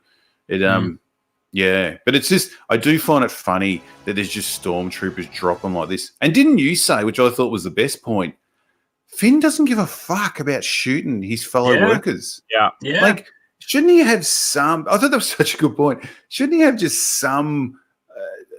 Like, I think it was in your video too. You were saying that like that's sort of what sent him off the edges when one of his friends got killed and the blood on his helmet. It took but one now death. he doesn't give a shit. Yeah. Now he's blood drunk. He wants it. And if their story's correct, they could have all been taken as children like he was. So like, shouldn't he be trying to save them? I mean, they don't care about any of the kids anyway. All taken as kids, man. Like he didn't even outright says it's like the rest of them. I was taken from a family I will never know and raised to do one thing. So they're all in the same boat as him, but he just has no feeling for them whatsoever. Like they're just they got the outfit on, they can die. And Last Jedi even made it confusing of who was the good guys and who were the bad. And he still there was no clear message there, but he still can just happily kill them. But it's all on the themes, Robot. It's all the themes. The themes explain everything. You ready for this? This is all part of the new roller coaster ride experience at Galaxy's Edge. There you go. So you gotta have Finn running without the gun because that's part of the ride experience you're gonna have at the new Rise of the Resistance that opens in December. So this is being a bit evil, but. Because like you have to stop it like this to see, but I like Finn there. He's jumping over nothing. Yeah, he's just. I don't know if they said they were going to put something in there later, and they forgot to do it like artificially. But yeah, he's just jumping over nothing there for some reason. Don't they have people watching this stuff saying, "Hey, that doesn't look that great"? Like, what are they thinking? I don't. This is the end of the saga. People get it right. I try not to get like that. You could just pick on every scene because it just sounds like you're a bit of a nutcase, even though every scene is shit. But the way those stormtroopers are just falling into camera view there too, like I don't know. Like, how are they just indestructible now? Like, these guys can just run through and. Like, even when we saw Han and Chewie do this in Star Wars: A New Hope, and they're running around the Death Star doing this, they weren't just like taking out everyone. They were just virtually making noise and trying to get out of the way and run from people. But here, they're just like one shot and everyone. Yeah. Finn's just flying. He's the new Mary Poppins. He is. He's like jumping when he goes to see Rey too. That's what he does in this film. He runs and jumps. That's all he's doing. Yeah. Like, I wish they hadn't brought her back. But she looks a hell of a lot better than she did in Rogue One. Rogue One was a disgrace the way she looked in that, the young version. This is, Princess Leia, obviously, but that looks very realistic. Yeah. What I find very peculiar though is how they showed this particular shot in the teaser, the D23, and the final. It's the same shot. I don't know if it's either because it's the only scene with Leia and they just got to market her, make sure people are like, well, Leia's still around. Or it's because Rey finds something out from it, like a revelation. I don't know. But she's definitely not in the film long, that's for sure. No, because otherwise they'd show other shit. It's yeah. Look, BB-8's doing more than Finn's done the whole time. Yeah, and they show him get away. I'm like, okay, cool. Tension. Yeah. Tension. There's no tension. If anything, I'm disappointed. I wanted him to die. Fucking look at Poe in the background there. Yeah. He's happy. Jesus Christ, he looks like a demon. And why do they have Finn just doing that woo in every movie? Oh yeah. So Nick Robertson asked, Drunk 3PO, the term Jedi is being removed and replaced with Skywalker. Was that in the leak? It was not in the leak, but if you saw in The Last Jedi, Kylo Ren was like, let's be done with it, the Sith to Jedi. So they don't even really talk about it much. Actually, I haven't even heard the word Jedi or Sith mentioned in this new trailer, anything, like nothing. So what the leak showed was that Rey just claims to be a Skywalker at the end, like she was adopted or something. Like she just gives Skywalker her last name out of the blue. That was what the leak said. But yeah, I haven't heard the term Jedi or terrible anything. Mohammed Rabadin, I'm saying that right, who has the cool Elvis little icon there. Can't believe there's no, it says Brook Boy, also Hey Anomaly. Is that meant to be Broom Boy? I'm guessing that's meant to be Broom Boy. Broom Boy. But Hey Anomaly, they're shouting out a hello to you. Who wrote that? Sorry? Mohammed Ramadan. How you doing, Mohammed? And he also said, I just hope Rey redeems Palpatine. I think she can. Of course she can. Oh. Imagine if they redeemed him. Imagine if he just like, it just came good and like, oh, sorry. Fuck. I really fucked up. Like, yeah, I don't know what I was thinking. She would go off to the Resistance and go, guys, meet Sheev. Yeah. And he's like, look, I know you all might have some issues with me being here, but I promise you, let's forgive and forget. Turn the other cheek. Let's move on. Imagine that. That's amazing. We can make this so much better. People keep asking me about the Knights of Ren. The Knights of Ren are not really mentioned much. Well, there's going to be like 20 comics on them and video games, I bet. That's the biggest disappointment. That's one of the biggest disappointments in this whole series. I was going to say the same thing. I was so pumped for them. That flashback scene that Rey had was one of my favorite bits of Force Awakens. Because when I say I like it, I thought they were going to do something with all these ideas instead of just pissing all over the ground with them. Oh, yeah. But so, yeah, remember this is I hadn't seen, what was to come. But those flashbacks, and you see the Knights of Ren and they're killing people and you can hear voices and Obi-Wan and that. I thought that was an amazing bit of the film. And I thought, I can't wait for these guys to, come and kick ass. But nothing. Like, just nothing at all. It doesn't. Not even like in the trailers. Not terrible. But, like, and like, I didn't know, does he lead them or is he one of them? Like, do they all have the same power? And even their outfits look so boring now and they haven't got lightsabers. They got sticks and swords and stuff. And yeah, and that's just a few photos I've seen.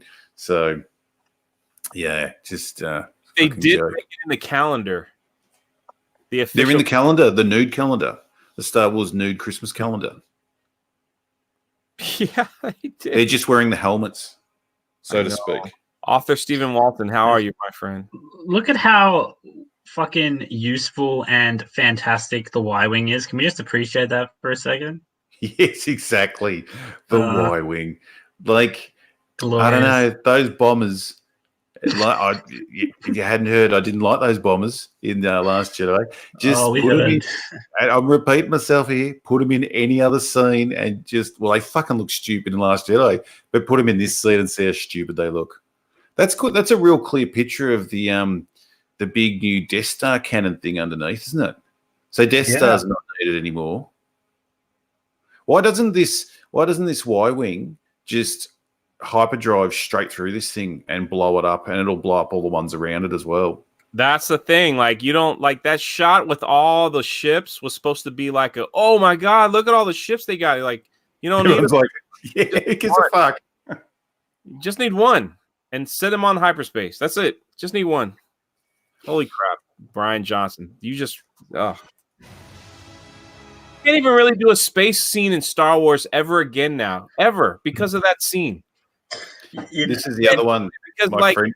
You don't need to freaking shoot. Put a freaking BB-8 unit in that Y-wing and hyperspace it through those things. That's it. That's all you got to do. My friend Polly, who said she felt space. He said she felt threatened. That they were sort of threatening her to come and see it. All said this as well. The saga will end. It's not like it comes to an end, or it's just this saga will end. So you better get in there, bitches. Mm-hmm. Did you see Hamill's tweet about I can think of 4 billion reasons why the saga's not going to end? It's not the last one. No way. How fast can BB-8 go these days? Like he used to be able to hardly keep up when they were running.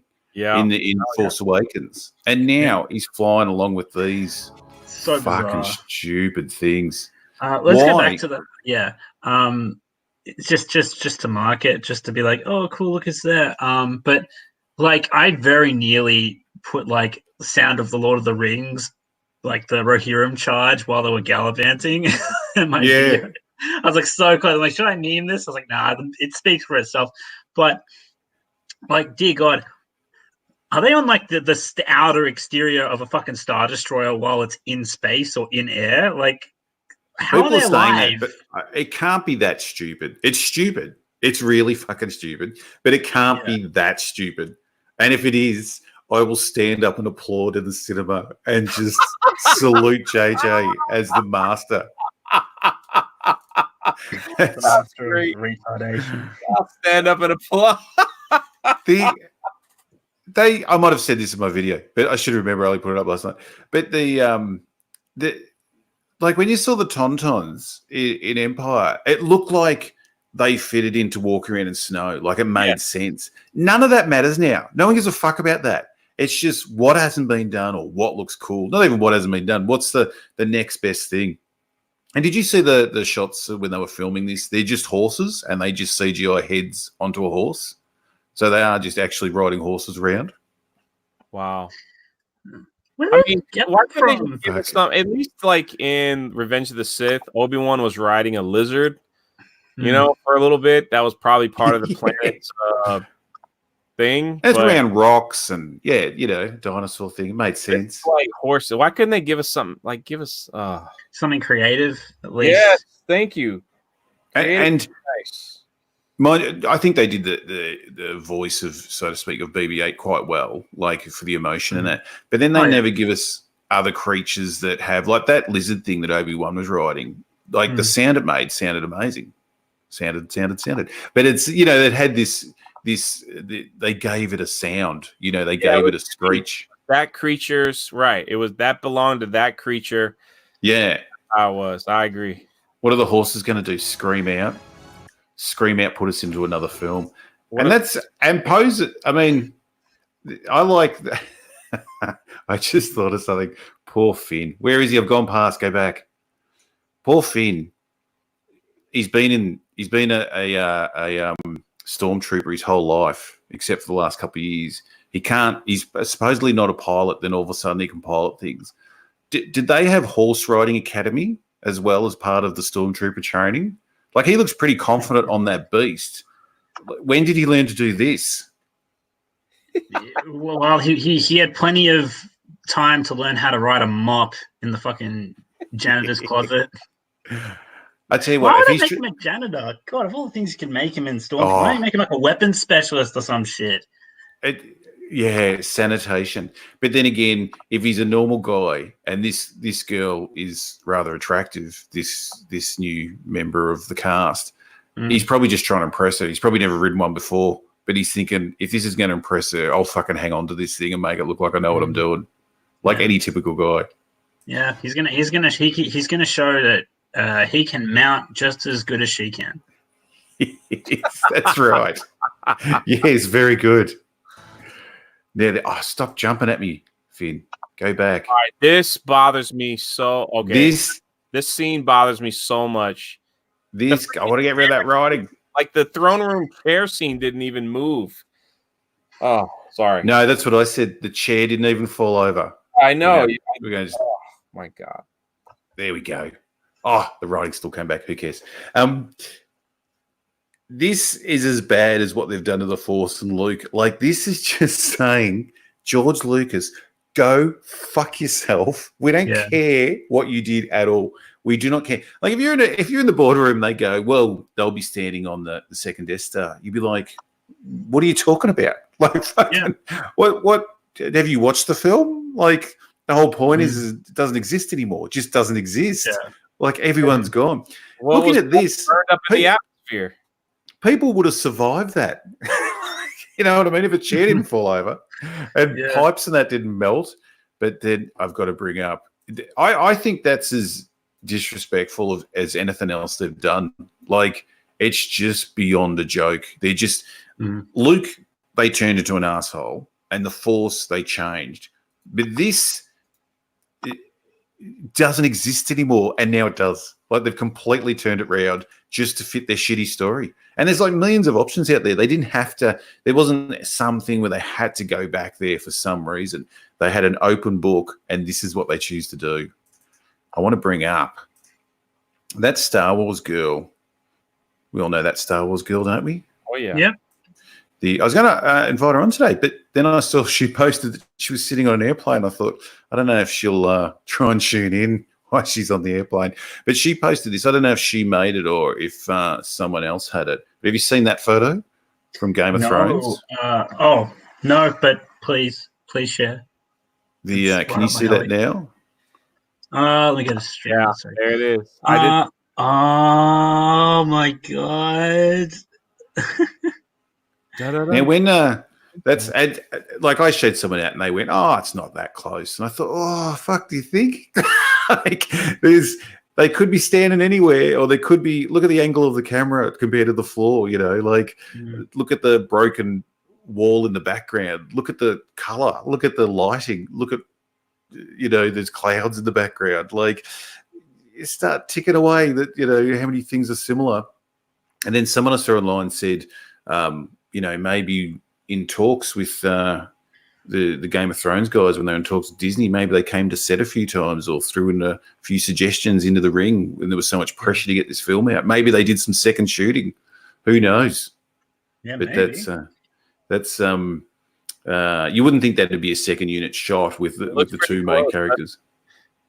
Man, what if they use the same freaking set and they're just like, look, I'm tired. Leave it up there. I'm going to green screen it. Just leave it there. It's fine. Leave the camera where it's at. I got to get this thing done. I'm moving on to DC. I just want to get this film done so I can get out of here and be done with it. Oh, so lazy, man. Oh. It's quite amazing. Like, even this in the foreground, and then we have this in the foreground, and the rubble. Yeah.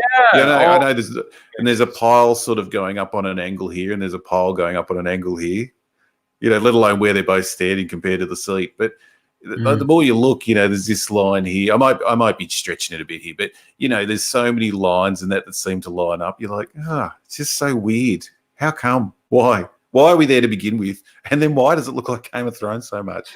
Yeah. But I don't know if that Star Wars girl, I don't know if she put this together or someone sent it to her. But yeah, good find if whoever found Yeah, this. that was a great find. That's better Yeah. than a shot. That is really not an Funny there, episode you want to be Trico. ripping off.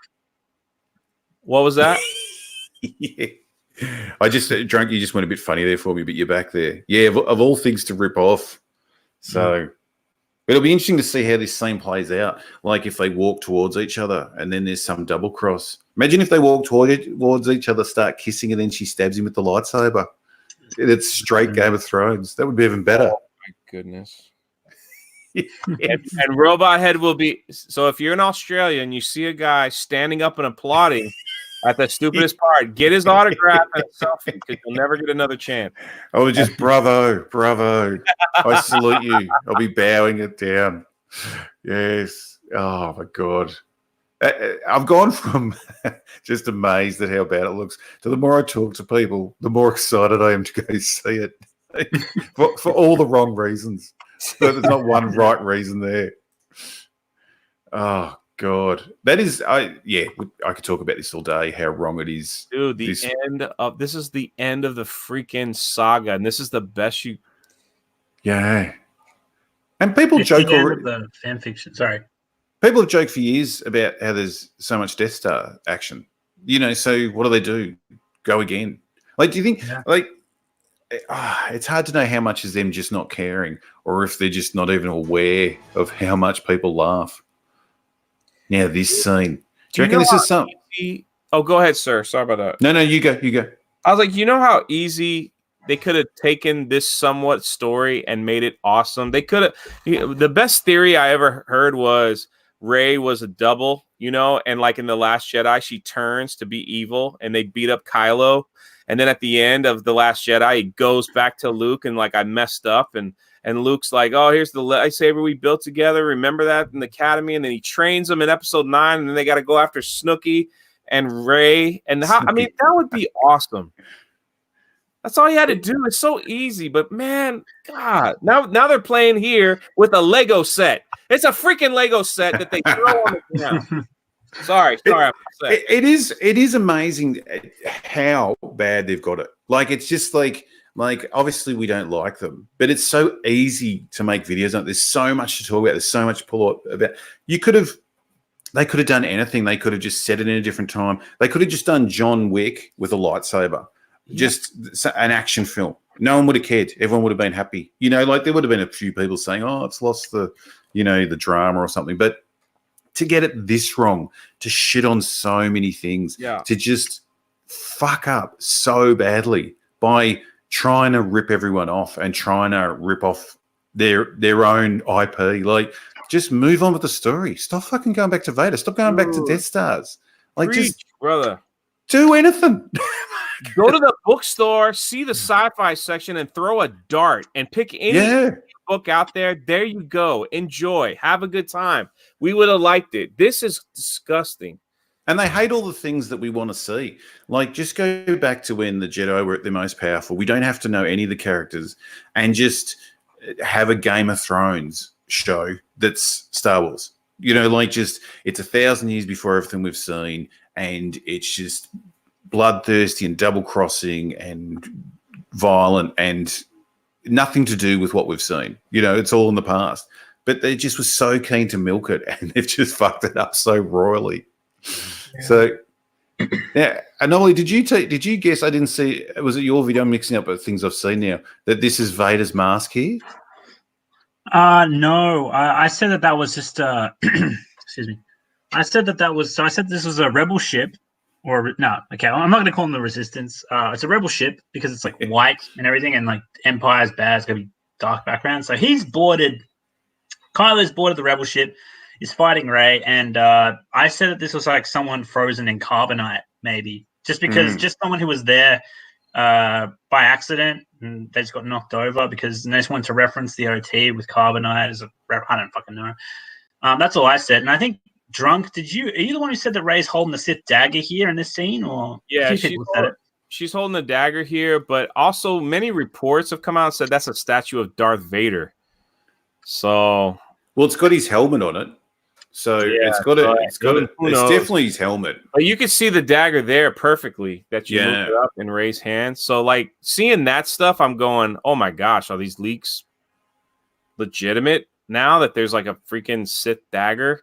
Which this is almost like a standalone. Oh gosh, so bad. It's just like a standalone. There's no. Who the freak? Why didn't we get a Sith dagger in the first one or the second one or like?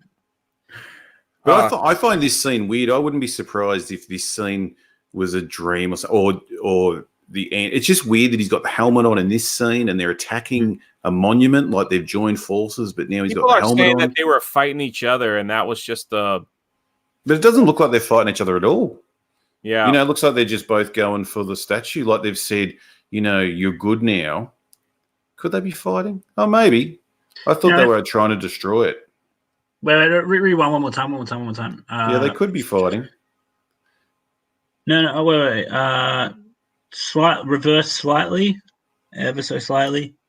Why is Rey's lightsaber that far down, and why is Kylo's lightsaber that far up? Looks retarded. And it looks like she's getting him right in the knob. It does. That's why he's bent over. Yeah, like a kick to the balls. By the way, like, doesn't Kylo just look like out of place in this shot? Like, in so odd in this shot. Really fucking goofy. Look at his His helmet. body language in that is fucking weird. It probably makes more sense if they're fighting and just hit it, but then it's weird to have it center of the screen like that to accidentally hit something. But otherwise, it doesn't look like he's even hitting it. Yeah, maybe it is an accident. Weird. I think he's going after the dagger. That's why he shows up. But then someone else, was it Star Wars Theory? Someone on Twitter, I should know this, so I didn't discover this. I did. Said at the back here, is that Chewie's belt and bowcaster on the bench? Oh yeah, yeah, I saw that too. Well, show us, point to it. Use your right in the middle, right in the middle, under the helmet. Wow, that's a find right there. Look at that. If it's right, and the bowcaster next to it, which it looks like it could be. As long as it's not some weird like 2001 ending where they're in some weird different place. But if that's Chewie's stuff, then Chewie's fucked. Unless he would look so nude without that on, it'd be weird. Whoa, something just occurred to me. What if that is in the infirmary? You did say that Rey almost kills Chewie. Could be. This could be it. It's white. Hospitals are white. There are white people, so you know. And white people are doctors, so you know. So it's racist. I know. I'm just kidding. Like white. I feel like every time I've got to the point on the internet where if I say the word white, people are going to call me out. It's like, how dare you say the word white? I'm like, it's just the color. But normally, I didn't think you saw color because you saw drunk as a black person. Yeah. I did. I feel ashamed because drunk does. Let's face it, drunk does sound black. He sounds as black is for black's sake. But you know, I was wrong. I shouldn't assume color. But I'm not the only one. Not the only one who was thinking it. It's You're just the only so one. cool. Dude, people ask, they're like, "Dude, what the heck?" It's like, yeah, sorry. They're shocked. It's like, you sound so cool. But what happened? Look at people in the chat. He's not black. Not black. He's not black. Yeah, no, absolutely. People are like, "What the hell? He's not black." Ooh, people are saying it's Camino cloning facility, and Stefan Lechner, Stefan Lechner says El Camino. The Breaking Bad reference. Love it. I might have to turn my camera on here so everyone can see me. Look at the chat's going crazy. Just turn it on quickly and be standing there nude and turn it back off again just to prove it. Oh, this scene, there be more shit going on in this scene. But my favorite is that little fat one over to the side. That little guy. That horsey, the outlier. And BB-8's there. But look at how many ships are in the sky. Now, why wouldn't these TIE fighters just be taking these out? Like, they fly straight over. Why wouldn't they just be shooting them all and killing them all? Like, they've got no defense at all. Yeah. Why is it the air current just blowing them the fuck off? Yeah. Like the back of this thing, the jet's coming out of the back of that thing. And just like they can't. That's why the horses don't work here. It's stupid. And it's the Last Jedi all over again when Finn and Rose decide to take a nice 10-mile stroll back to base and not one AT-AT thing shoots them. So stupid. There's like all shuttle things landing. See in the background? How are they breathing up there? Oh my gosh. Well, is that water below? They mightn't be very high. They might be just above the water. That's true. But there's all these shuttles coming in as well. So like either way, they're screwed. They're either going to slip off the edge, die because they can't breathe, get shot, or fall off the horse from slipping over. Yeah.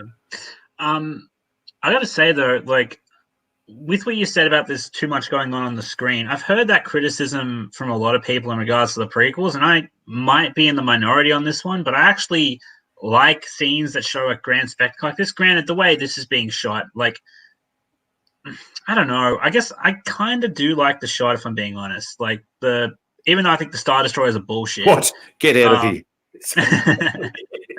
But what I mean by that is like it shows the scope and the spectacle, and like I can appreciate shots like this, the big, wide, heavy, dense shots. And like the prequels were loaded with them when it was like showing the Clone Wars and shit. Granted, the Clone Wars was actually set up well, and it wasn't just a bunch of bullshit just to fucking wet people's whistles. However, who was calling me? But like for example, like the reason why I can't get behind the criticism like there's too much going on is because not for some shots, not for all shots. Like for some shots, I can find it distracting. But like if there's so much going on, then I find like if you rewatch a movie, you can always pick up some new detail. And it's like, oh, cool, that's happening, or oh, I just noticed this, or I noticed that. So I find it can be like it's one of the reasons why I like rewatching the prequels. I always discover something new. Yeah, that's just my 2 cents on the matter. I think the problem is, though, they've lost all scale of this being a universe. Like, everything just feels so small. Like, even this shot, it's like packed in, but then you never get some sort of clear, like, wider shot of what's going on. Like, they're just, you know, everything's just on top of each other and lined up. You know, there's no sort of sense of just space, you know, which in a space adventure. Oh, man, I'm getting roasted in the chat for saying AT-AT chat or AT-AT Walker, excuse me. Or it's they're saying you're supposed to say AT-AT. You know, the first time I mentioned them in a video, I recorded it as AT-AT, and then I thought, am I AT-AT? I was just trying to ride the fence on which is the better one, and you get people thanking you for saying AT-AT, and then you get people criticizing you for saying it wrong. So yeah, you can't win that one. There's too many different ways to say it. I'll just call it the in the movie AT, best of both worlds. Yeah. AT. It all depends on where you're born. Okay, Florida people, Florida's not real according to Australians, so we say AT-AT. So there you have it. No, I see Florida as the little part of Australia over there. Florida is the wang of America for a reason. Yeah, Florida's like the disconnected state from the rest of the. Oh Lord! All right, let's talk this scene. And there we go. We still have no idea. My favorite line is that people keep telling her who she is, and none of us know who she is, and none of us care now. But just no one knows no one knows where anyone's come from or where these. It's just no one knows anything about it, and we're meant to be invested. So, Ray, you're incredible. You're just going to take over the world. So bad. Like I knew it was going to be bad, but I don't think anyone could have thought it would be this bad. Do you think it's strange that we haven't seen Palpatine properly? Like, what are they waiting for? What are they saving him up for? Like, there was the toy on the poster, which was super fucking weird that they did a photo of a toy, and people defending that just blew my mind that they just went, oh, who cares? It's just a poster. And it's like $1 billion company that paid $4 billion for something. And that it just shows how much they care. They don't give a shit. They're taking photos of fucking toys for posters. But it's weird that we haven't seen him. Like, what are they waiting for? What's the big surprise? Again, like you were saying earlier, Drunk, we keep seeing that they're going to have another lightsaber battle, the same people, but there's new characters and he's coming back and we haven't seen him at all in the trailers. It's fucking bizarre. Yeah. The trailers are supposed to, like, even the Last Jedi's trailers I thought were excellent. They got me so excited for the movie, which is what a trailer is supposed to do. Get you in there to see a film, even if it lies, whatever. Get you, like, that's what it is. This is like, if I'm like you watch this and I'm like, they literally put up a PowerPoint presentation. That's all they did here. Yes. Rogue One was like the most unusual thing is that there's a whole trailer, but none of it's in the film, which is fucking bizarre itself. But those trailers gave you a complete sense of the story and what was going to happen, what the sort of goal of the story was, and you know there was going to be battles on the beach, and it was like an army story. You know, a little tease of Vader. That was like the money shot. Like at the end, like 2 seconds, you're like, oh, if you see this film, you'll see Darth Vader on the big screen. So like, I was like, okay, but and this third film in, and we still like, what can anyone explain to me? We don't even know if that's really Palpatine, honestly. Like they just show like the nick of his robe. That's what I mean. They're not showing him properly. That's why it's so strange, you know, like what's going on there. Just some super chats quickly. Scarfy the Strange. Scarfy the Strange. We were talking about scarves. Are they playing croquet with BB-8? Yeah, they could be with the horses. That's why he's going so fast. They just keep whacking him with something. John Millstrip. Imagine the Star Destroyer captain telling his crew to tilt the ship 45 degrees clockwise. Those space horses are gone. Yeah, it doesn't seem a big problem to get rid of them, just to sort of clean them off the edge. Or do like in Revenge of the Sith at the start there, where Anakin scoops off the little droids off Obi-Wan's ship. Remember at the start of that? He comes in next to him. Yeah, you could do that. Just one of the other Star Destroyers just scrapes right across the edge, and there's just blood and shit everywhere from the horses, just scraped in there. Scarfy the Strange again. The Force is one power from Wheel of Time. What's that? The Force is the one power from Wheel of Time. Does anyone know what that means? No. The Force is the one power from Wheel of Time. I don't know what that means, Scarfy. Maybe you can say in the chat. Book series. I forget who it's done by though, and apparently it's really good. But I don't know what Force reference it's making is. Maybe it's the same thing in the Force. Just watch the chat, see if anything comes up about it. Finding Neo. Ewoks did kill stormtroopers with rocks. To be fair, they did, and they ate them. Yeah, they ate them. Yeah, it's, when you don't sort of take that in as a kid, but as you get older and they're playing drums on those empty helmets, like someone scooped out a head out of that thing and ate it. And in Battlefront 2, the video game, they have a section called Ewok Hunt, where you're a stormtrooper. Just got to escape before they freaking kill you and eat you. Just quickly, Wheel of Time is a book series by Robert Jordan, and they use the Source or one power to do magic. There you go. Yeah, that Ewok Hunt. I have to have a turn of that. It's I never got to have a shot of that. Yeah, what's that? It's kind of fun.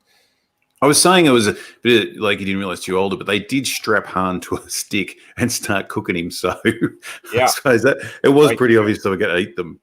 And so I love someone said once that obviously Princess Leia had the dress that they put on her, they gave to her, was from another human they'd eaten before, which I'd never thought of. So someone was on a picnic one day and the little Ewoks came along and ate them. Death by Nature. Let Neil Blomkamp direct a dark movie. That would be interesting. District 9 was amazing, but then apparently Chappie's terrible. Have you guys seen District 9? I like District 9. I did not see Chappie. No, neither did I. I saw Chappie, and I liked Hugh Jackman in Chappie. He played an interesting villain. I didn't even know he was in that film. He is. But I actually couldn't really get into District 9, to be perfectly honest. I'm not saying it's bad. It just wasn't for me, really. But I saw that movie like 4 times. I thought it was great. It just was different for the time when it came out. And the marketing for that movie was amazing. Just saying. Yeah. The guy next to me, I saw at the theater, he was freaking out through some of those scenes in District 9. He was promised, wasn't he going to do something with, what's his name from Lord of the Rings? And he was promised a series that he was going to make, and then they pulled the plug on him.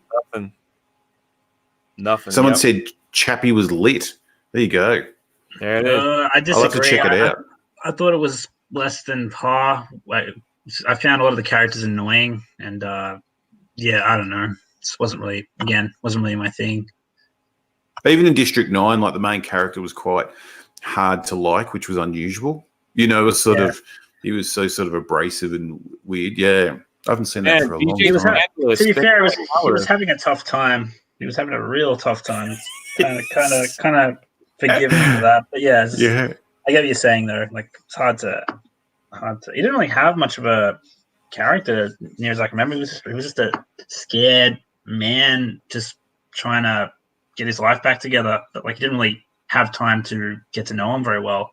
And he was. I wonder if there was ever a plan for a second one. What was the Matt Damon film he did? I thought that was Elysium. Yes. I didn't like that film. I thought it was alright.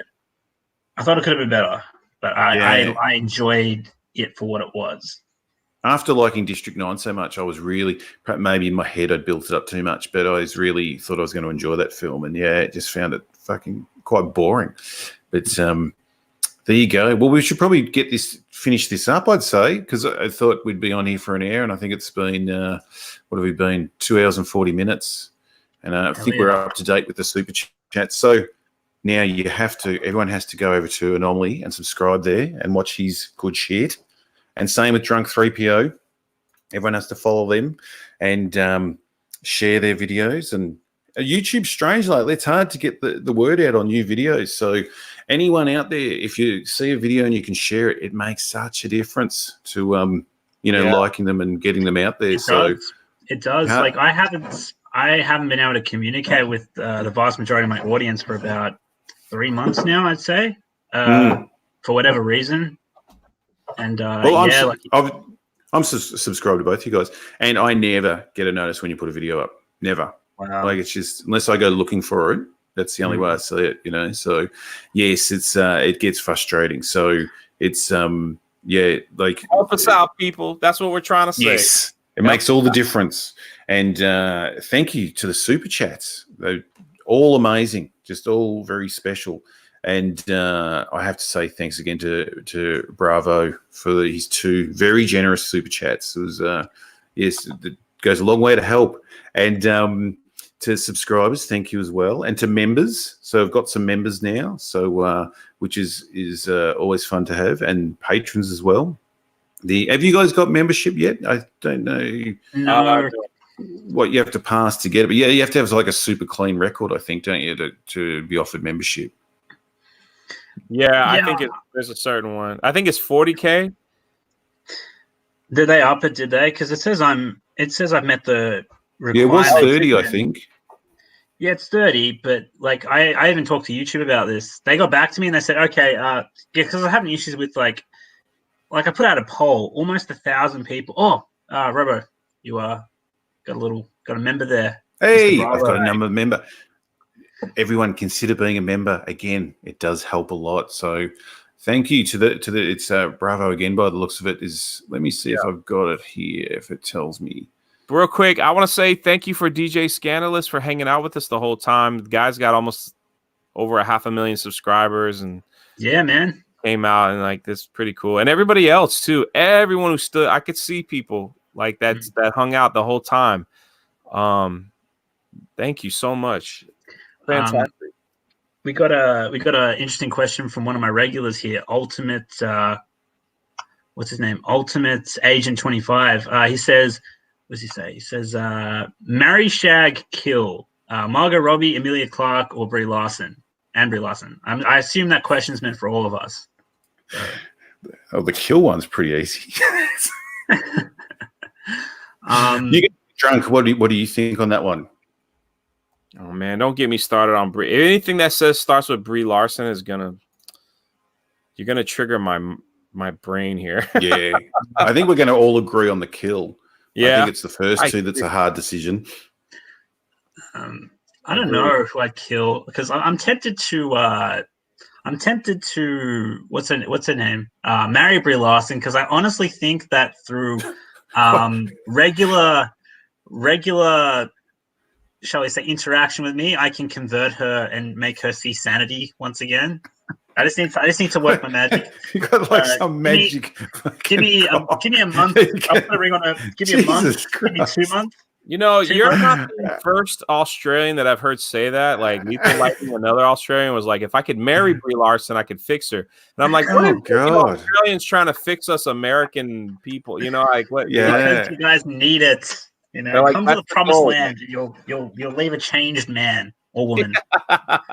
You know, I don't know if you guys know Margot Robbie. She was on a local show here for years called Neighbours. She was, eh? Yeah, she was on it for years, and no one gave a shit. You know, she just was another normal girl. No one expected her to just go to Hollywood and just explode. Like she was just on this run of the mill, show that's on in the afternoon about kids going to school and families living in a normal neighborhood. But yeah, when she made it in Hollywood, I think it was just after her biggest hit. She married her school sweetheart, like some guy she'd been to school with the whole time, and she met in school, and I thought, how fucking quickly was he getting the ring on that finger? Like, he's met her at school. He's probably pretty impressed that she got on the Neighbours show.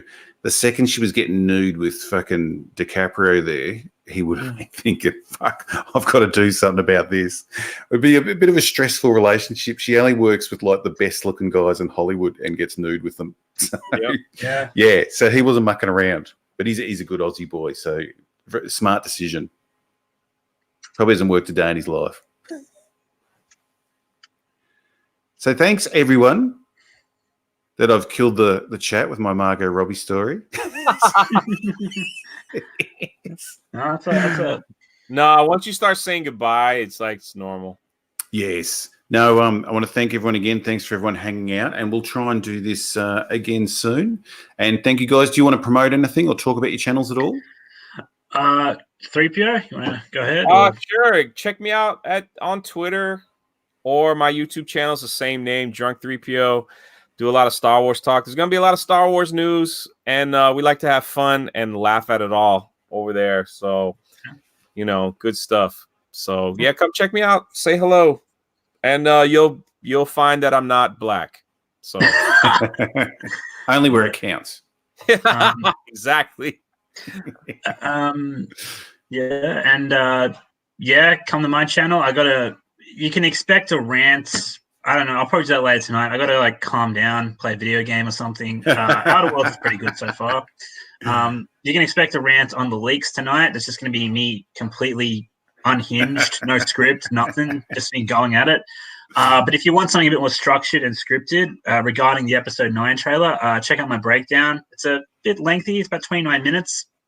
Not the longest video, but if you guys are into Star Wars, you'll probably like it, no doubt. And feel free to subscribe to me and Drunk, share our stuff around, click the notifications, and click Robot's bell if you haven't already. That's key. Yes, YouTube, if you haven't gathered already, chat, YouTube fucking sucks, and it's only getting worse. So hey, they're listening. Shh. Yeah. You gotta... One last thing. I want to apologize to Robot Head for the last stream. I accidentally fell asleep near the end. We're just pretending that didn't happen. That just makes it sound bad that we were that boring. Well, I spent the whole freaking day with Jeremy at theme parks, walking and walking. I get home, I was a little tired, and I'm like, I could do it. Because, here in America, it's 1 a.m. I'm like, I could do it. And we all know Jeremy's a dope fiend. You were smoking dope with him all day. Bro, I don't know what happened. I laid back in my chair. I heard you calling my name. Either it was a dream, like Robot Head was in my hello. dream. That's nice that you.